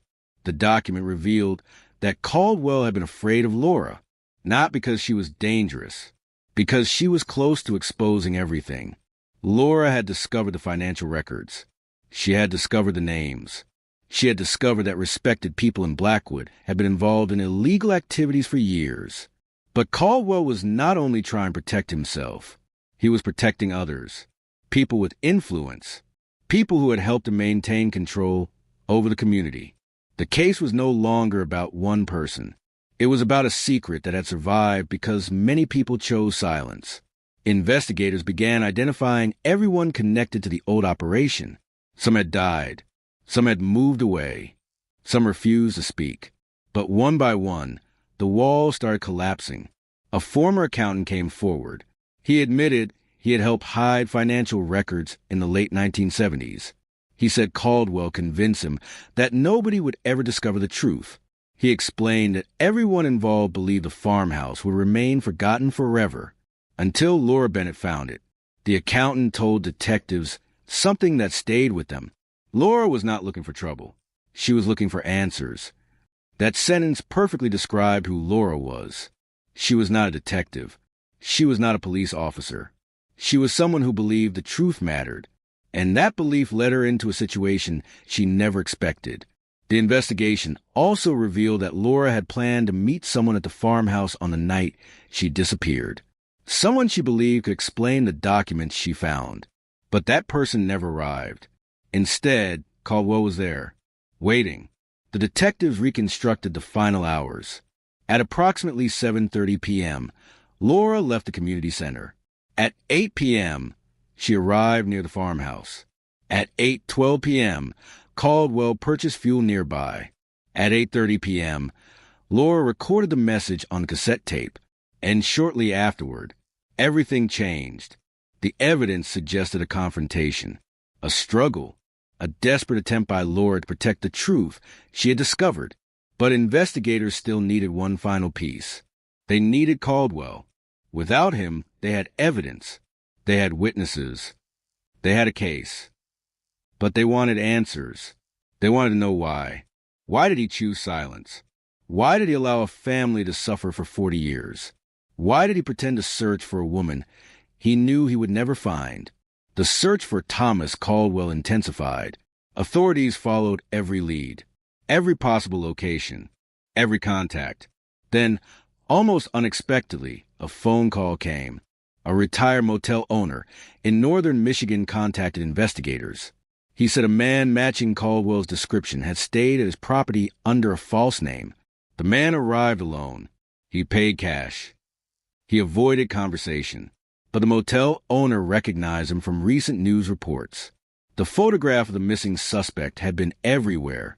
Investigators moved immediately. The location was surrounded before sunrise. And after 40 years of running, Thomas Caldwell was finally found. The arrest happened quietly. No dramatic chase. No confrontation. Just an elderly man standing outside a small motel room, facing the past he had spent decades avoiding. When investigators approached him, they asked one question. Did you know Laura Bennett? Caldwell remained silent. For several seconds, he said nothing. Then he looked at the officers and spoke softly. I knew she would never stop looking. Those words became one of the most chilling moments of the entire case, because they revealed something investigators already suspected. Caldwell understood Laura. He knew her determination. He knew she would not ignore what she found. And he knew that was the reason she became a threat. After the arrest, the investigation entered a new phase. The evidence would finally be presented. The witnesses would finally speak. The hidden story of the Wisconsin farmhouse would finally be revealed. But one question remained. What exactly happened inside that farmhouse on the night Laura Bennett disappeared? The answer was buried in the final evidence recovered from Caldwell's cabin. A final piece of evidence that would force him to confront the truth he had spent 40 years trying to escape. A final piece of evidence that would force him to confront the truth he had spent 40 years trying to escape. The evidence was small, almost insignificant at first glance. A single page torn from a notebook, but investigators knew by then that the smallest details could carry the biggest secrets. The page had been folded carefully and hidden inside the metal container from Caldwell's cabin. The handwriting was different from the notes investigators had already found. It belonged to Laura Bennett. The discovery stunned everyone, because after decades of searching, investigators finally had something written by Laura herself on the final night of her life. The page was not a letter. It was not a goodbye. It was a record. Laura had written down what she discovered inside the farmhouse. Names, dates, amount of money, details of meetings. She had documented everything because she believed the information was dangerous. At the bottom of the page was one final sentence. If I disappear, someone needs to know why. Those words became the emotional center of the entire investigation, because they proved something investigators had always believed. Laura knew she was in danger. She knew someone wanted her to stop, but she also knew the truth mattered more. The detectives carefully compared the handwriting with Laura's old personal records. The match was confirmed. There was no doubt this was Laura's writing, her final message, her final attempt to make sure the truth survived. The discovery changed the way investigators viewed the case. For 40 years, Laura Bennett had been remembered as a missing woman. Now she was remembered as someone who fought to expose a secret, a person who understood the risk, a person who refused to look away. The prosecution built its case around a timeline that connected every piece of evidence: the diary, the cassette tape, the documents, the witness statements, the recovered note. Together, they created a story that had been hidden for 4 decades. The defense attempted to challenge the evidence. They argued that memories could be unreliable, that old documents could be misunderstood, that time had damaged the investigation. But prosecutors responded with one powerful argument. Time had not destroyed the truth. Time had preserved it. Every piece of evidence had survived long enough to tell its story. During the trial, the courtroom was filled with people who had waited decades for this moment. Laura's family sat quietly, holding photographs, holding memories, holding the pain of 40 years. When the first audio recording from the cassette tape was played, the courtroom became completely silent. Laura's voice filled the room, a voice that had been missing for decades, a voice that everyone thought they would never hear again. Her family later said that moment was both heartbreaking and comforting, because they finally heard her again, not through memories, not through old recordings, but as the person she was, strong, determined, searching for the truth. The prosecution then presented the hidden diary. Daniel Mercer's words showed that Caldwell had been connected to the farmhouse long before Laura disappeared. They showed that he knew about her investigation. They showed that others had helped keep the secret hidden. The courtroom listened as the story unfolded. A story of fear, a story of silence, a story of one woman who discovered something powerful people wanted buried. The most emotional testimony came from Evelyn Hart, the former library employee who had carried Laura's final warning for 40 years. She described the last conversation they had. She remembered Laura's expression, the concern in her voice, the feeling that something was wrong. Then she described the moment she finally decided to speak. "I thought I was protecting myself by staying quiet," Evelyn said, "but I was only protecting the people who hurt her." That statement affected everyone in the courtroom because it represented the greatest tragedy of the case. The truth was not lost. It was hidden by fear. Fear allowed the mystery to continue. Fear allowed a family to suffer. Fear allowed a killer to believe he had escaped. But fear eventually disappeared, and the truth remained. When Thomas Caldwell finally testified, the courtroom watched closely. The man who once stood beside the community as a helper now sat accused of being the person who destroyed it. He looked older, tired, different from the confident businessman people remembered. The prosecutor asked him about the farmhouse, about the diary, about the tape, about Laura. For several minutes, Caldwell avoided answering directly. Then he said something unexpected. "I thought nobody would remember." The courtroom became silent, because those words revealed the mindset behind the entire case. He believed time would erase everything. He believed people would forget. He believed Laura's story would disappear. But he was wrong. The evidence remembered. The witnesses remembered. The family remembered. And eventually, the world remembered. The jury reached its decision after hours of deliberation. The verdict was read inside a courtroom filled with people who had waited 40 years. Thomas Caldwell was found guilty. The Wisconsin 1980 cold case was officially solved. But even after the verdict, one question remained in everyone's mind. How could a secret survive for so long?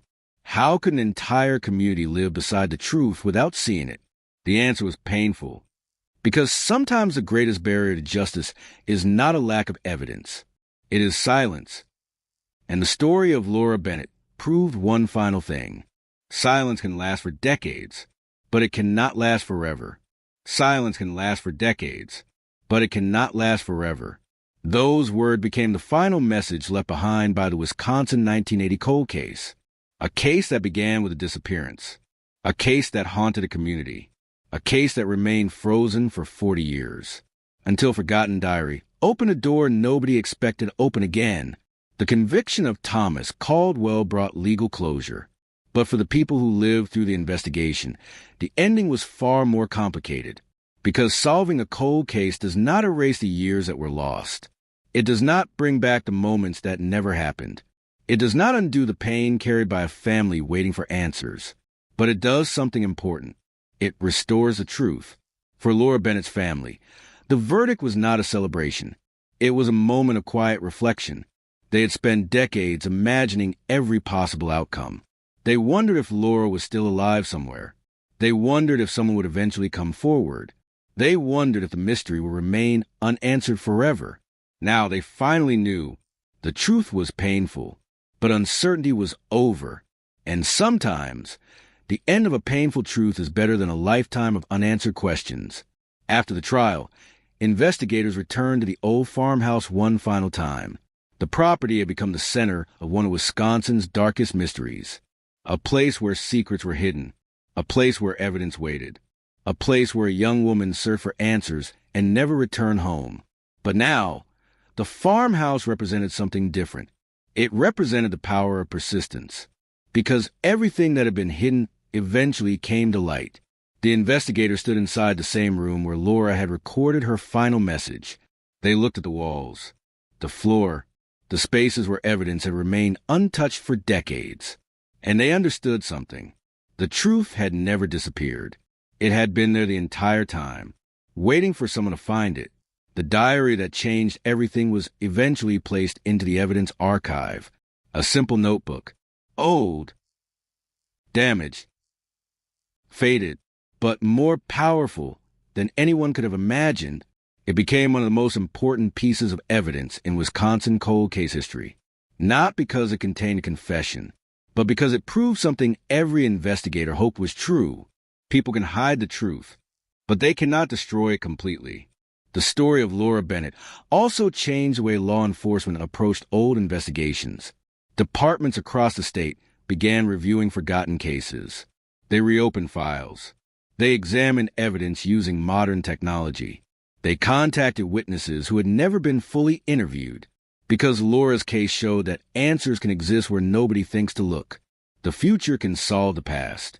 That became one of the strongest lessons from the investigation. A case from 1980 was solved because investigators in a different generation refused to accept that it was impossible. They used new tools. They asked new questions. They looked at old evidence with new eyes. And they discovered what had been hidden for 40 years. The community of Blackwood also changed. For years, the town had been divided by suspicion. People wondered who knew something, who stayed silent, who protected the secret. The trial finally revealed the truth, but it also forced the community to confront a difficult reality. Sometimes evil does not look dangerous. Sometimes it looks familiar. Sometimes it is someone people trust, someone who smiles, someone who offers help, someone who stands beside you while hiding the truth. That was the most disturbing part of the case. Thomas Caldwell was not a stranger who appeared from nowhere. He was part of the community. He was someone people believed they knew, and that made Laura's story even more powerful, because it showed the importance of questioning, of searching, of refusing to accept the easy explanation. Laura herself became remembered not as a victim, but as someone who followed the truth even when it was dangerous. Her courage became part of her legacy. Students who learn about her story years later often focus on one thing. She was not a detective. She was not an investigator. She was simply someone who believed that people deserved honesty. That belief led her to uncover something hidden, and that same belief eventually helped bring justice. The final documentary about the case ended with images of Wisconsin in autumn, the forests surrounding Blackwood, the empty roads, the old farmhouse disappearing into the distance. Then came a photograph of Laura, smiling, alive, remembered. The narrator's final words carried the weight of 4 decades.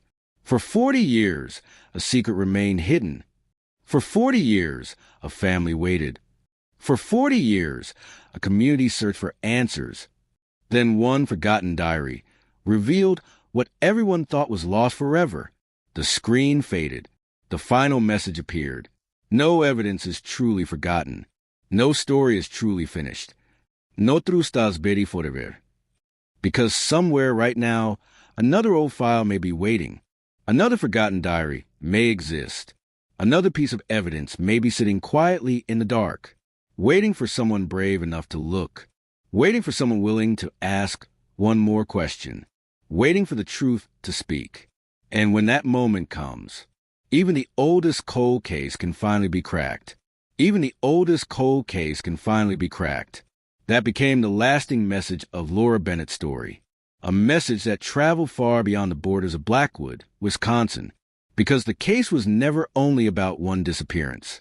It was about the power of evidence, the power of memory, the power of people who refused to allow the truth to disappear.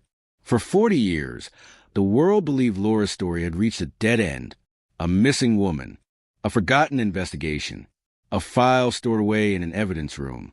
But behind that closed file was something nobody could see, a hidden connection between the past and the future, a diary waiting in silence, a recording waiting to be heard, a secret waiting to be exposed. The discovery changed the way investigators viewed cold cases forever. Before Laura's case was solved, many people believed time was the enemy. Every year that passed seemed to make the truth harder to find. Witnesses disappeared. Memories faded.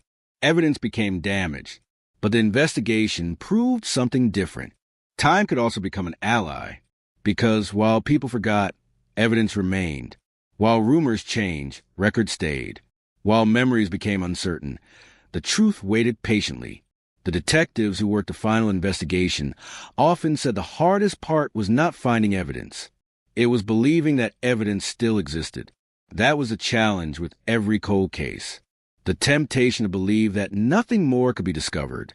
The temptation to accept that the mystery will remain unanswered.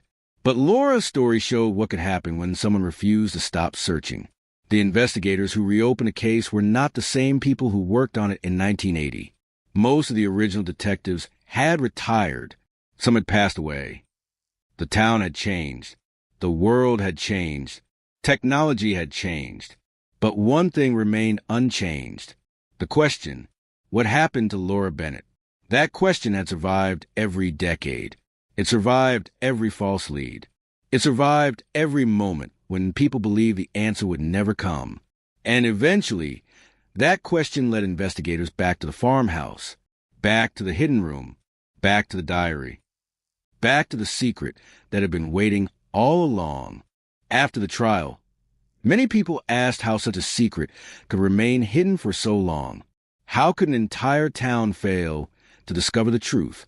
The answer was complicated, because secrets do not survive only through lies. They survive through fear. Fear of consequences. Fear of powerful people. Fear of becoming the next target.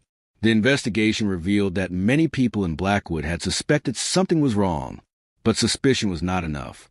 People needed courage. They needed proof. They needed someone to take the first step. Laura had taken that step in 1980. She had followed the documents. She had asked questions. She had searched where others refused to look. And even after she was gone, her work continued.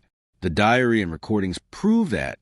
Her investigation did not end the night she disappeared. It continued through the evidence she left behind. One of the most emotional moments after the trial came when Laura's family was allowed to view the recovered materials. For the first time, they saw the documents she had collected. They saw the notes she had written. They saw the evidence that showed what she had been trying to uncover.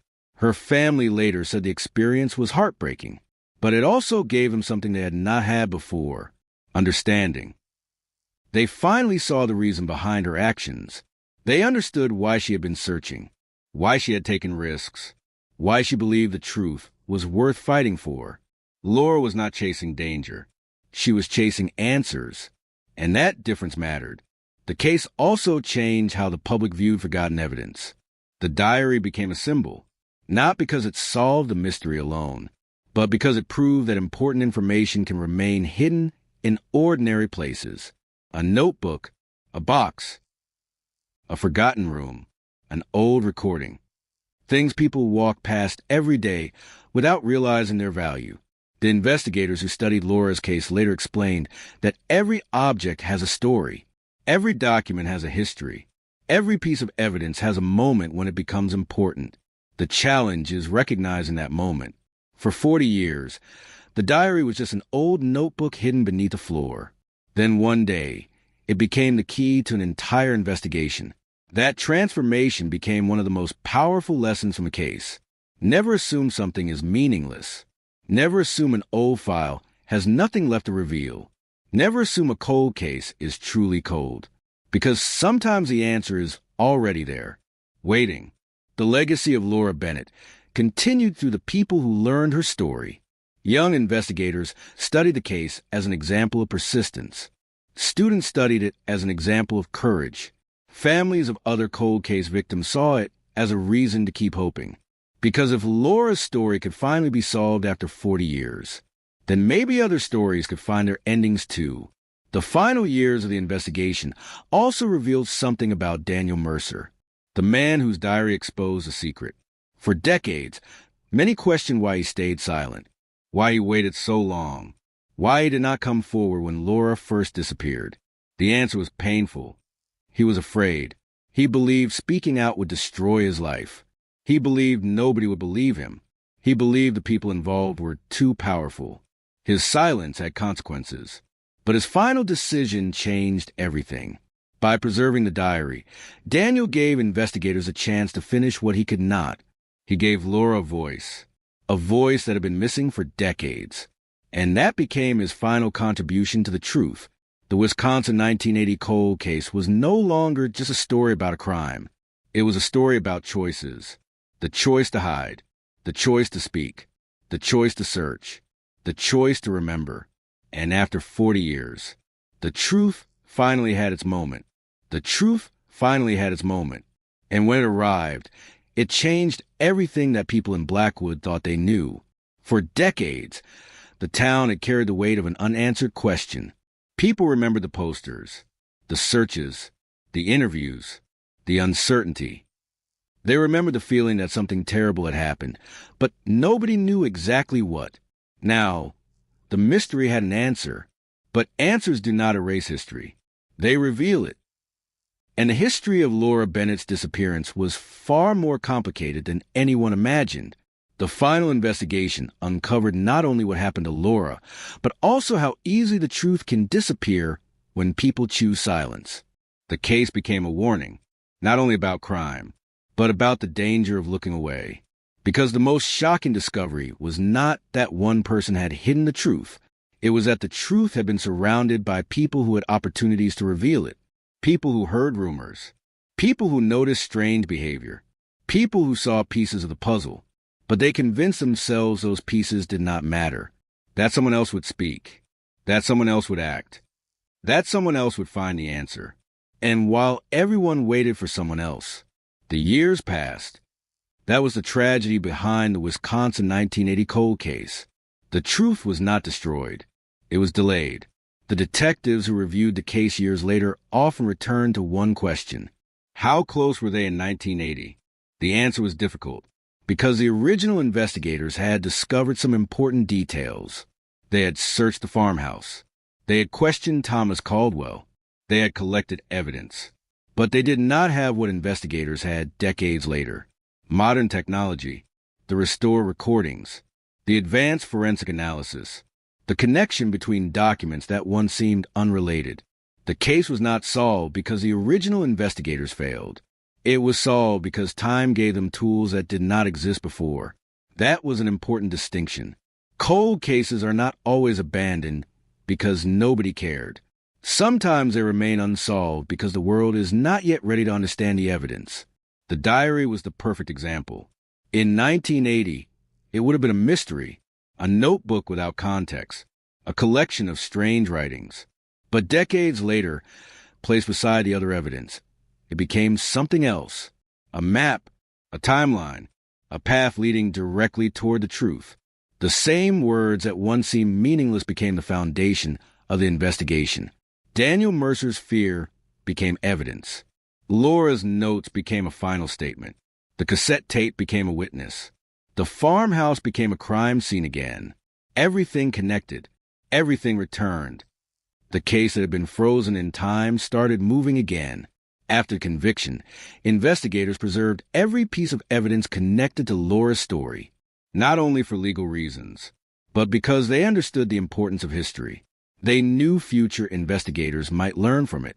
Future technology might reveal more. Future generations might discover details they could not see. Because every solved cold case creates another opportunity. It teaches people how to search, how to question, how to listen. Laura's story became part of training programs for investigators studying old cases. The lessons were clear. Revisit evidence. Challenge assumptions. Listen to forgotten witnesses. Examine the details everyone ignored. Because sometimes a clue that solves a 40-year-old mystery is the same clue people looked at decades earlier. They just did not know what they were seeing.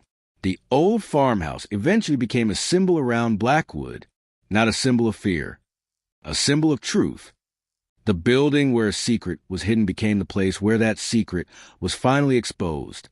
The walls that once protected silence eventually revealed everything. Residents who once avoided the property began telling a different story. They talked about Laura, not about the crime, about her life.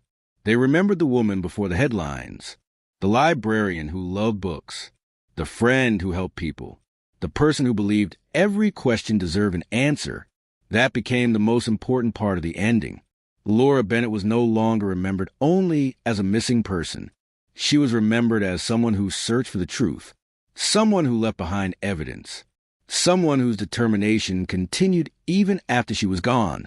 The final memorial created in her honor contained a simple message. The truth waits for those who refuse to stop searching. Those words represented everything about the case. Because the investigation was not won by one person.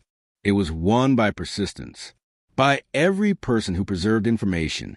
By every person who finally spoke.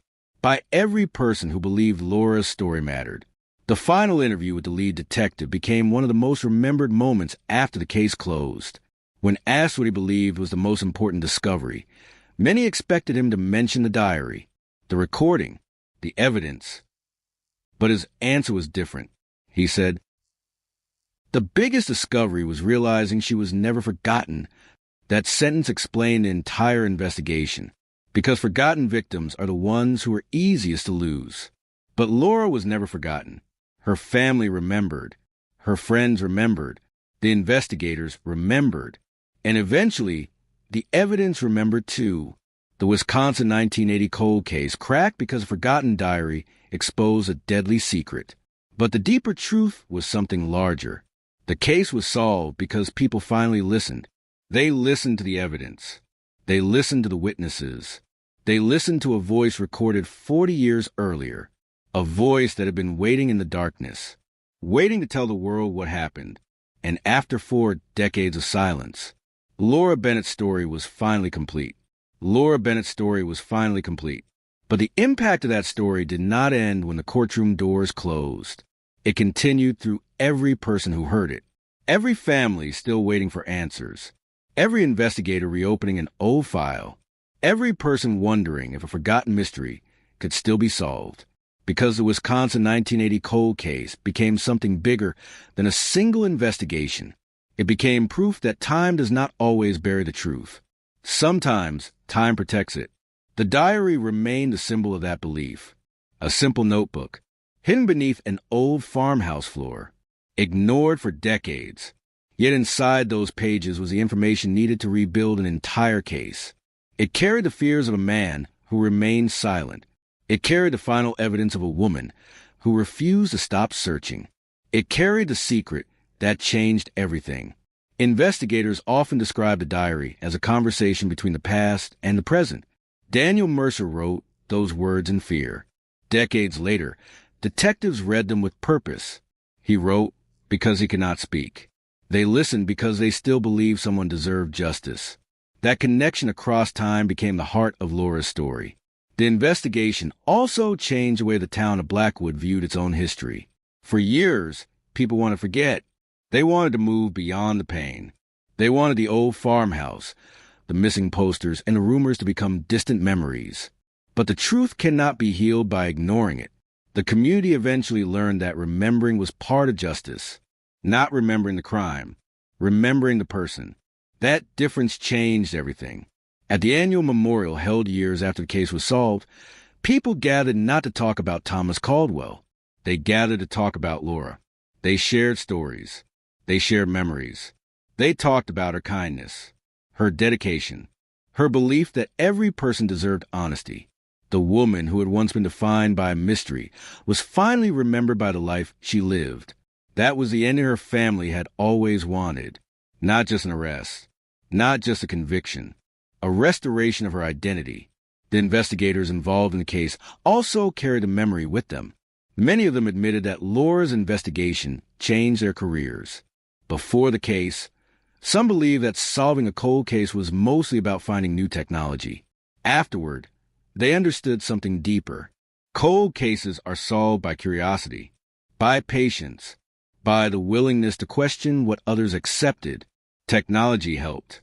But determination opened the door. The evidence had existed for decades. The breakthrough came when someone looked at it differently. That became one of the greatest lessons from a case. Sometimes the answer is not hidden. Sometimes it is simply overlooked. The final forensic review of the evidence produced one more surprising discovery. A small detail found on one of the recovered documents. A fingerprint, not a complete print. Not enough to identify someone in 1980. But with modern analysis, investigators confirmed it belonged to Thomas Caldwell. The discovery did not change the outcome of the trial. The conviction was already secure, but it provided one final connection. Another piece proving that Caldwell had been inside the farmhouse. Another confirmation that the evidence had been telling the story all along. The investigators preserved the fingerprint analysis as the final addition to the case file. A reminder that even the smallest mark can survive history. Years later, When journalists asked whether the case should have been solved sooner, investigators gave a complicated answer. They said every investigation exists in its own time. In 1980, they had the tools they had, the knowledge they had, the evidence they could understand. Decades later, they had more, and that combination of past and present created the answer. The original investigators collected the pieces. The future investigators connected them. Together, they solved the mystery. That became the true story behind the headline. Wisconsin 1980 cold case cracked.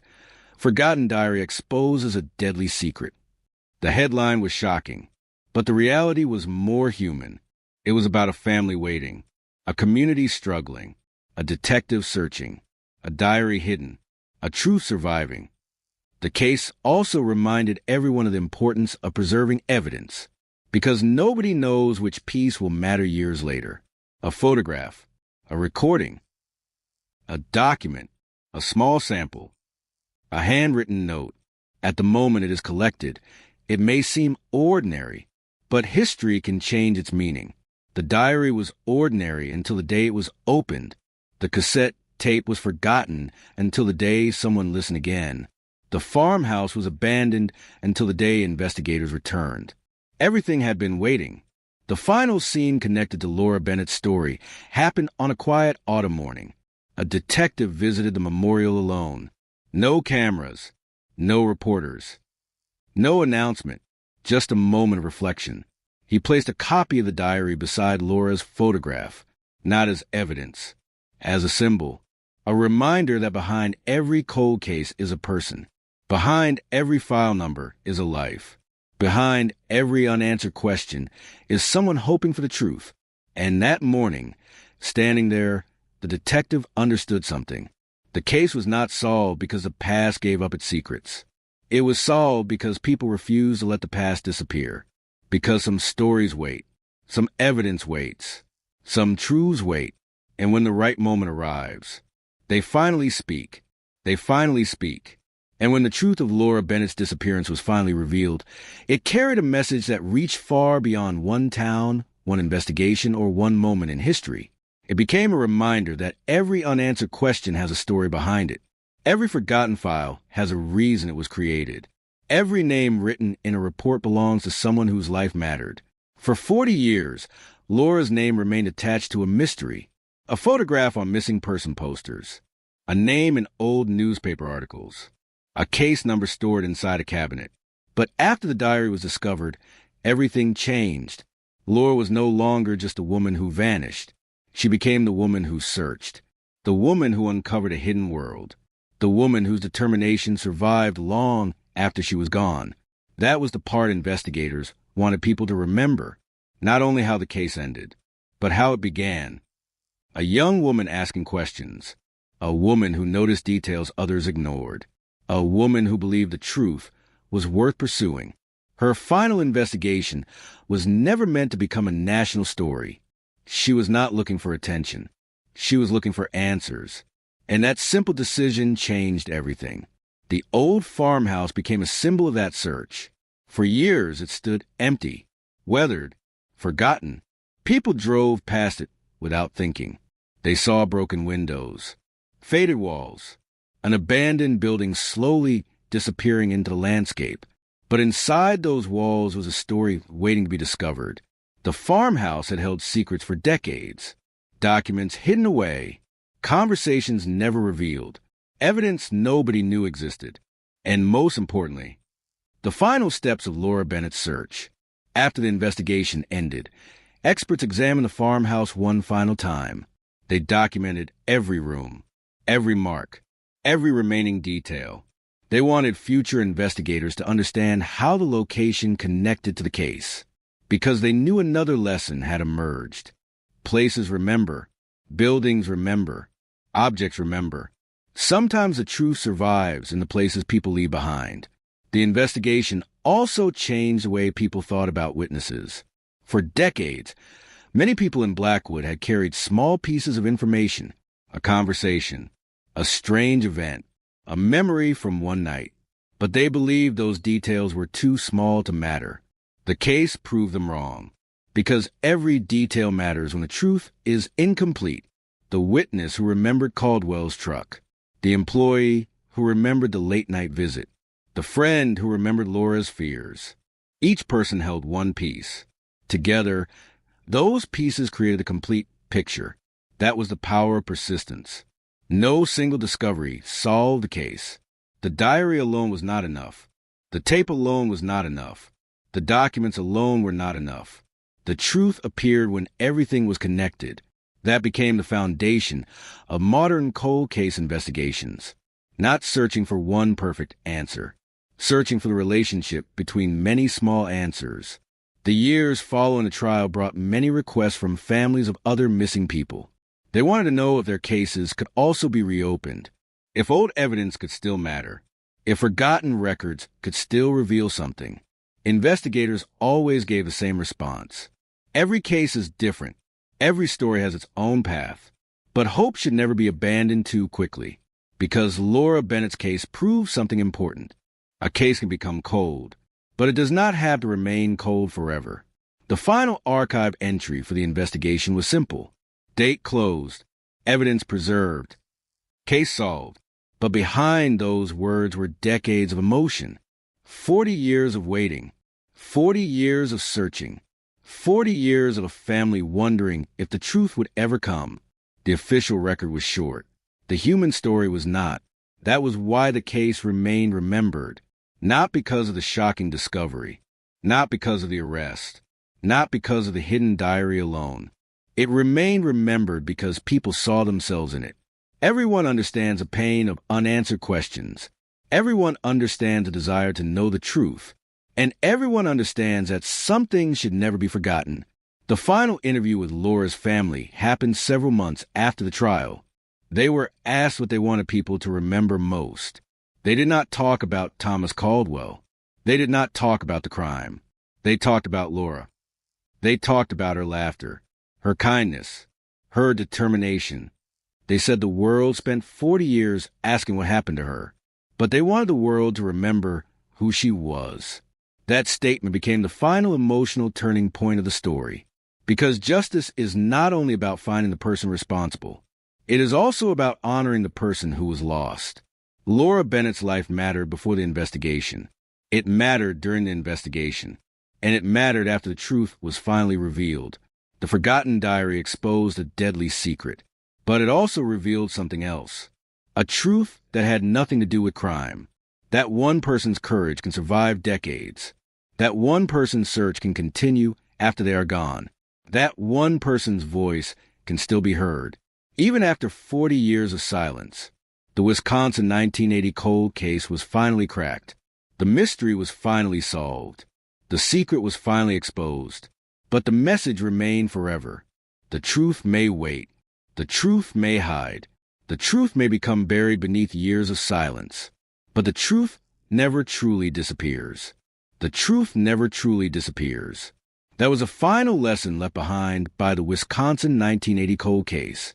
A lesson written not only in the pages of Daniel Mercer's forgotten diary, but in every person who refused to let Laura Bennett become just another unsolved name.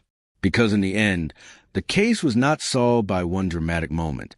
It was solved by decades of persistence, by evidence that survived, by memories that remained, by people who finally found the courage to speak.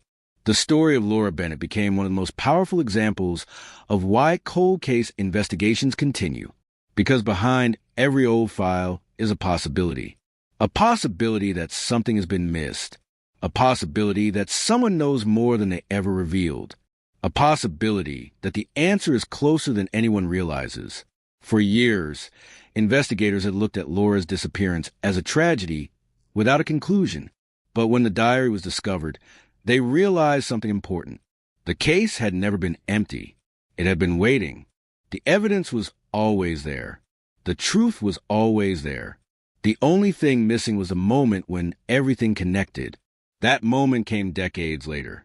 A forgotten farmhouse, a hidden compartment, a damaged notebook, a single discovery that reopened an entire chapter of history. The phrase cold case cracked became the headline. But behind the headline was a much deeper story, a story about time, about memory, about the human need to know what happened, because uncertainty has a unique kind of pain. It does not end. It follows people. It appears in quiet moments. Every birthday, every anniversary, every time someone asks a question that has no answer. Laura's family lived with that pain for 40 years. They learned how to continue living while carrying something unfinished. They celebrated holidays. They built new memories. They moved forward.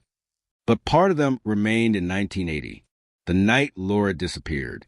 The unanswered phone calls, the empty chair, the hope that tomorrow might bring news. When the truth finally arrived, it brought sadness, but it also brought peace, because they no longer had to imagine. They no longer had to wonder. They finally knew, and knowing changed everything. The investigators who solved the case often said the most powerful moment was not the arrest. It was the moment Laura's family heard the recovered recording. Hearing her voice again after 4 decades created an emotion nobody could describe. It was painful, but it was real. For a few moments, Laura was no longer a photograph from an old newspaper. She was alive again, speaking, thinking, fighting for the truth. That moment reminded everyone why cold cases matter. Because victims are not just evidence. They are people. They have voices. They have stories. They have lives that deserve to be remembered. The case also changed the way Blackwood viewed its own history. The town had spent years trying to escape the shadow of the farmhouse. But eventually, people realized that facing the past was the only way to move forward. They began telling Laura's story differently, not as a story of fear, but as a story of courage. The woman who walked into danger because she believed something was wrong. The woman who left behind clues. The woman whose determination outlived the person who tried to silence her. Her legacy became larger than the crime itself. Years after the investigation ended, a new generation of detectives visited the evidence archive. They studied the case. They examined the diary. They listened to the restored recording. They learned about every mistake, every breakthrough, every moment where someone almost gave up, and they learned the most important lesson. Never assume the truth is gone, because the truth may be hidden. But hidden is not the same as destroyed. That idea became part of cold case training across the region. Investigators were encouraged to revisit old evidence, to question old conclusions, to search for connections that earlier generations could not see. Because technology changes, people change, but the need for justice remains the same. The final chapter of Laura Bennett's story was not written in a courtroom. It was written in the lives changed by what happened, the investigators who learned from it, the families who found hope because of it, the community that learned the importance of speaking up, and the future victims whose cases might one day be solved because someone remembered Laura. Because every solved cold case creates a path for another. Every breakthrough proves another breakthrough is possible. Every answer gives hope to someone still waiting. The old farmhouse was eventually removed. The structure that had held so many secrets was gone, but the story remained. The diary remained. The evidence remained. The memory remained. And perhaps that was fitting, because the farmhouse was never the true center of the story. Laura was the person who searched, the person who cared, the person who believed the truth mattered. The final words recorded in the official documentary about the case captured everything that happened. 40 years ago, a woman disappeared. 40 years later, a diary revealed why. But the greatest discovery was not finding the secret. It was discovering that the truth had been waiting all along. The screen faded.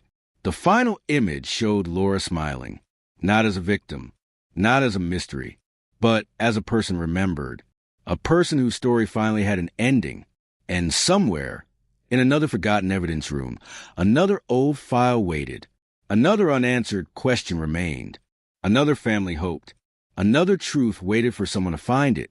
Because no matter how much time passes, no matter how deep the secret is buried, no matter how long the silence lasts, the truth always finds a way to return. The truth always finds a way to return. That final realization became the legacy of Laura Bennett's case. Not just a solved investigation, not just another headline, but a reminder that behind every unanswered mystery, there is still a story waiting to be heard.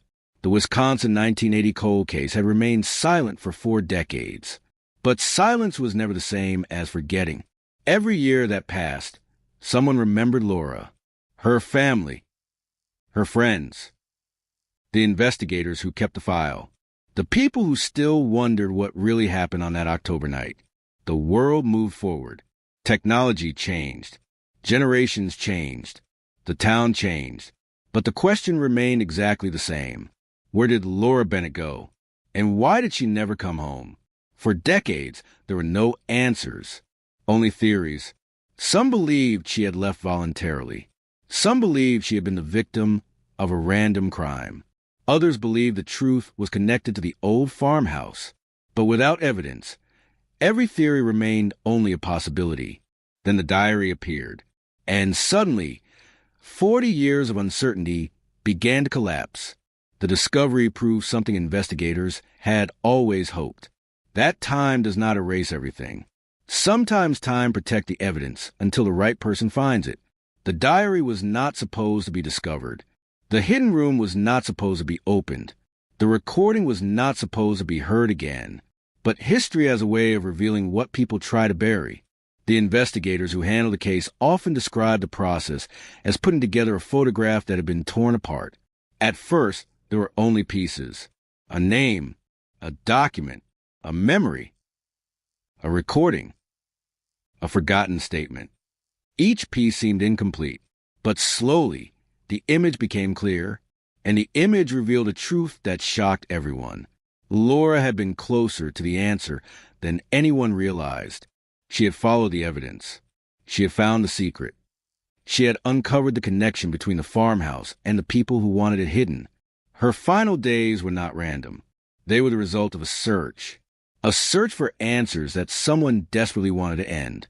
The investigators also discovered more about Laura's personality through her notes. She was careful. She was organized. She documented everything. She understood that information could disappear, that memories could change, that people could deny what they once knew. So she wrote things down. She preserved details. She created a trail that remained long after she was gone. In many ways, Laura became her own investigator. She left behind the evidence needed to tell her story. That was what made the case so remarkable. The person who needed justice most had unknowingly helped build a path toward it. After the trial, many people asked whether Thomas Caldwell ever admitted the full truth. The answer remained complicated. Even after conviction, Caldwell never provided a complete explanation. He offered limited statements. He avoided discussing certain details. He never fully explained why he chose to protect the secret for so long.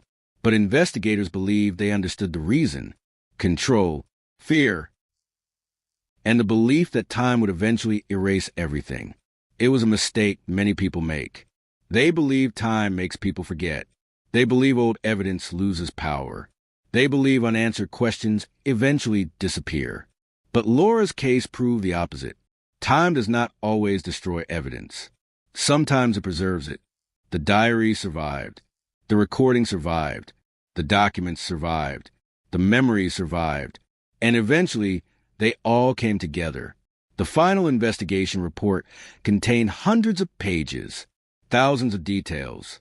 But the heart of the case could be explained in one sentence. A woman searched for the truth, and decades later, the truth found its way back. That sentence became the reason Laura's story continued to be shared. Because the case was not only about what happened, it was about what came after. The courage of people who finally spoke. The determination of investigators who refused to give up. The family who waited. The evidence that survived. The truth that returned. Years after the case was closed, a new memorial was placed near the location where Laura's journey began. Not a memorial about the crime. A memorial about her life. People left flowers, letters, personal messages. Some came from strangers who had only learned her story through documentaries. They wrote that Laura's story reminded them that every person deserves justice. Every family deserves answers. Every victim deserves to be remembered. And every cold case deserves another look. Because somewhere, another diary may be hidden. Another recording may be waiting. Another forgotten clue may still exist. And somewhere, another family may still be hoping that one day someone will open the right box, search the right room, ask the right question, and finally discover what happened. That was the greatest lesson left behind by Laura Bennett. Never stop searching. Never assume the truth is gone. Never believe that time has won. Because even after 40 years, even after decades of silence, even after everyone thought the answers were lost, the truth was still there, waiting for the moment when someone would finally listen. That was a hidden power behind the Wisconsin 1980 cold case. For decades, the truth remained trapped inside forgotten places. A hidden compartment beneath a damaged floor, a box covered in dust, a recording stored away from the world, a diary written by someone who believed nobody would ever read it. But every secret has a weakness. Every lie leaves behind a trace. And every attempt to bury the truth creates the possibility that one day someone will uncover it. The investigators who reopened Laura Bennett's case understood this better than anyone. They knew they were not simply solving an old crime. They were repairing a broken story, a story that had been interrupted, a story that had been left unfinished, a story that belonged to Laura. The final stages of the investigation revealed details that changed how people remembered the case. For years, the public believed Laura was simply in the wrong place at the wrong time. But the evidence showed something different. She was not an accidental victim. She was someone who discovered something dangerous. Someone who followed the evidence when others ignored it. Someone who walked toward the truth while others walked away. That made her story even more powerful. Because Laura was not searching for a mystery. She was searching for answers. The documents she collected showed a pattern. She noticed missing information. She noticed names that appeared in unexpected places. She noticed financial records that did not match official reports. She noticed things that others dismissed. And that was exactly what made her dangerous to the people hiding the secret. Not because she had power, not because she had influence, but because she paid attention. The final investigation also revealed how close the truth came to disappearing forever. Several pieces of evidence were almost destroyed. The farmhouse was scheduled for demolition. The diary was almost lost beneath the floor. The cassette tape was damaged beyond normal recovery. The documents were fading. The witnesses were aging. The window to solve the case was closing. Investigators later admitted that if the discovery had happened just a few years later, the outcome might have been completely different. That realization changed the way many people viewed old cases. Because every unsolved case is a clock. Not a visible clock, but a real one. A clock measured by time, by memory, by the survival of evidence. The Laura Bennett investigation became a race against that clock. And somehow, after 40 years, the right people arrived at the right moment. The final evidence review also revealed another heartbreaking detail. Among Laura's personal notes was a page describing her hopes for the future. She wrote about leaving Blackwood someday. She wrote about traveling. She wrote about helping more people. She wrote about a life she wanted to build. Those words reminded everyone that Laura was more than the investigation, more than the evidence, more than the mystery. She was a person with dreams, a person with plans, a person whose future was stolen. That became one of the most emotional parts of the case. Because solving a cold case is not only about discovering what happened, it is about remembering what was lost. The people who knew Laura often said the same thing. She had a way of making people feel heard. She asked questions. She listened. She cared. And those qualities eventually became the reason her story survived. She spent her final days searching for the truth. Decades later, the truth was finally searching for her. The final documentary about the case ended with a simple image. The old diary resting beside Laura's photograph. Two objects separated by 40 years. One representing the past. One representing the person who never gave up. Together, they told a complete story. A story of silence. A story of courage. A story of justice. The narrator's final words became the closing message remembered by everyone who followed the case. Some mysteries disappear because nobody cares enough to search. But some mysteries survive because someone refuses to forget. Laura Bennett's story survived because the truth was always waiting. The investigation file was eventually closed. The evidence was archived. The courtroom proceedings ended. But the story continued. Because stories like Laura's do not disappear after justice is served. They remain as reminders. Reminders that victims have names. That families deserve answers. That forgotten evidence can still speak. That time does not always win. The Wisconsin 1980 cold case was solved because one forgotten diary exposed a deadly secret. But the deeper truth was much larger. The case was solved because someone opened the door. Someone looked closer. Someone asked one more question. And sometimes, one more question is all it takes to change history. One more question is all it takes to change history. That was the final lesson hidden inside the Wisconsin 1980 cold case. A question asked too late. A question ignored for too long. A question that finally found its answer after 4 decades of silence. Because every investigation begins with a question. What happened? Who was responsible? Why did nobody see it sooner? But the most important question is often the simplest. What did we miss? For 40 years, people searched for Laura Bennett. They searched forests. They searched roads. They searched abandoned buildings. They searched through rumors and possibilities. But the answer was never found because nobody had the complete picture. Pieces existed everywhere. The problem was that nobody knew how those pieces connected. The diary changed that. It connected the past to the present. It connected forgotten memories to physical evidence. It connected Laura's final investigation to the truth she was trying to uncover. And suddenly, a mystery that had remained impossible began to make sense. The investigators who worked on the final phase of the case often said the most surprising part was not discovering new evidence.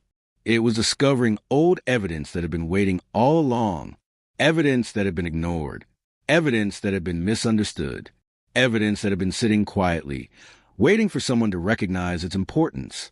The diary was the perfect example. For decades, it was just a notebook, a collection of thoughts, a collection of fears, a collection of unfinished sentences. But when investigators placed it beside the recovered documents in the restored cassette tape, it became something much greater. It became a map leading back to the night everything changed. The night Laura entered the farmhouse. The night she discovered the secret. The night someone decided the truth had to disappear. The investigation revealed that Laura's greatest strength was also the reason she became a target. She noticed things, small things, things other people overlooked, a missing signature, a change record, a document that did not match another document, a name that appeared where it should not have appeared. She understood that the truth was often hidden inside details. And she was right. The details were there, waiting. The final months after the conviction were filled with reflection. People who had followed the case for years looked back at the original investigation. They wondered how different things could have been. Could Laura have been saved? Could someone have spoken sooner? Could the truth have emerged earlier? Those questions remained impossible to answer. But one thing was certain. The people who stayed silent carried the weight of knowing they could have changed the outcome. That became another painful lesson from the case. Silence does not always protect people. Sometimes silence protects the wrong people. For decades, fear allowed the secret to survive. Fear kept witnesses quiet. Fear kept questions unanswered. Fear allowed someone to believe he had escaped forever. But eventually, fear lost its power. Because truth is patient. It does not need to be loud. It does not need attention. It simply waits for the right moment. And when that moment arrives, it can change everything. Years later, investigators still receive messages from people who had watched documentaries about Laura's story. Some were from families with their own unanswered questions. Some were from retired officers who wondered about old cases. Some were from ordinary people who realized they might know something important about a mystery they thought was already forgotten. And that was perhaps the greatest impact of the case. It encouraged people to speak, to remember, to reconsider what they thought they knew. Because one person's forgotten memory could become another person's breakthrough. One old photograph could become evidence. One conversation could become the missing piece. The Wisconsin 1980 cold case proved that every story deserves another look. Every victim deserves another search. Every question deserves another attempt at an answer. The final evidence report ended with a sentence that investigators later described as fitting. Case resolved. Truth established. But for those who knew Laura, the story was never only about a solved case. It was about a person. A daughter. A friend. A woman who believed that truth mattered. The final image shown in the documentary was not the farmhouse, not the courtroom, not the evidence. It was Laura's photograph. A photograph taken before anyone knew her name would become part of a mystery, before the headlines, before the investigation, before the years of waiting. Just Laura, a person with a future, a person with dreams, a person who deserved to be remembered. And as the screen faded, one final message appeared. 40 years of silence could not erase one woman's search for the truth. One forgotten diary could not bring back the past. But it could finally reveal what happened. And that was the ending of the Wisconsin 1980 cold case. Not a story about how a secret stayed hidden, but a story about how the truth survived. Because no matter how much time passes, no matter how carefully someone hides the evidence, no matter how many years a question remains unanswered, there's always a chance that someone will look again, a chance that someone will listen again, a chance that one forgotten clue will finally speak. And when it does, the silence ends.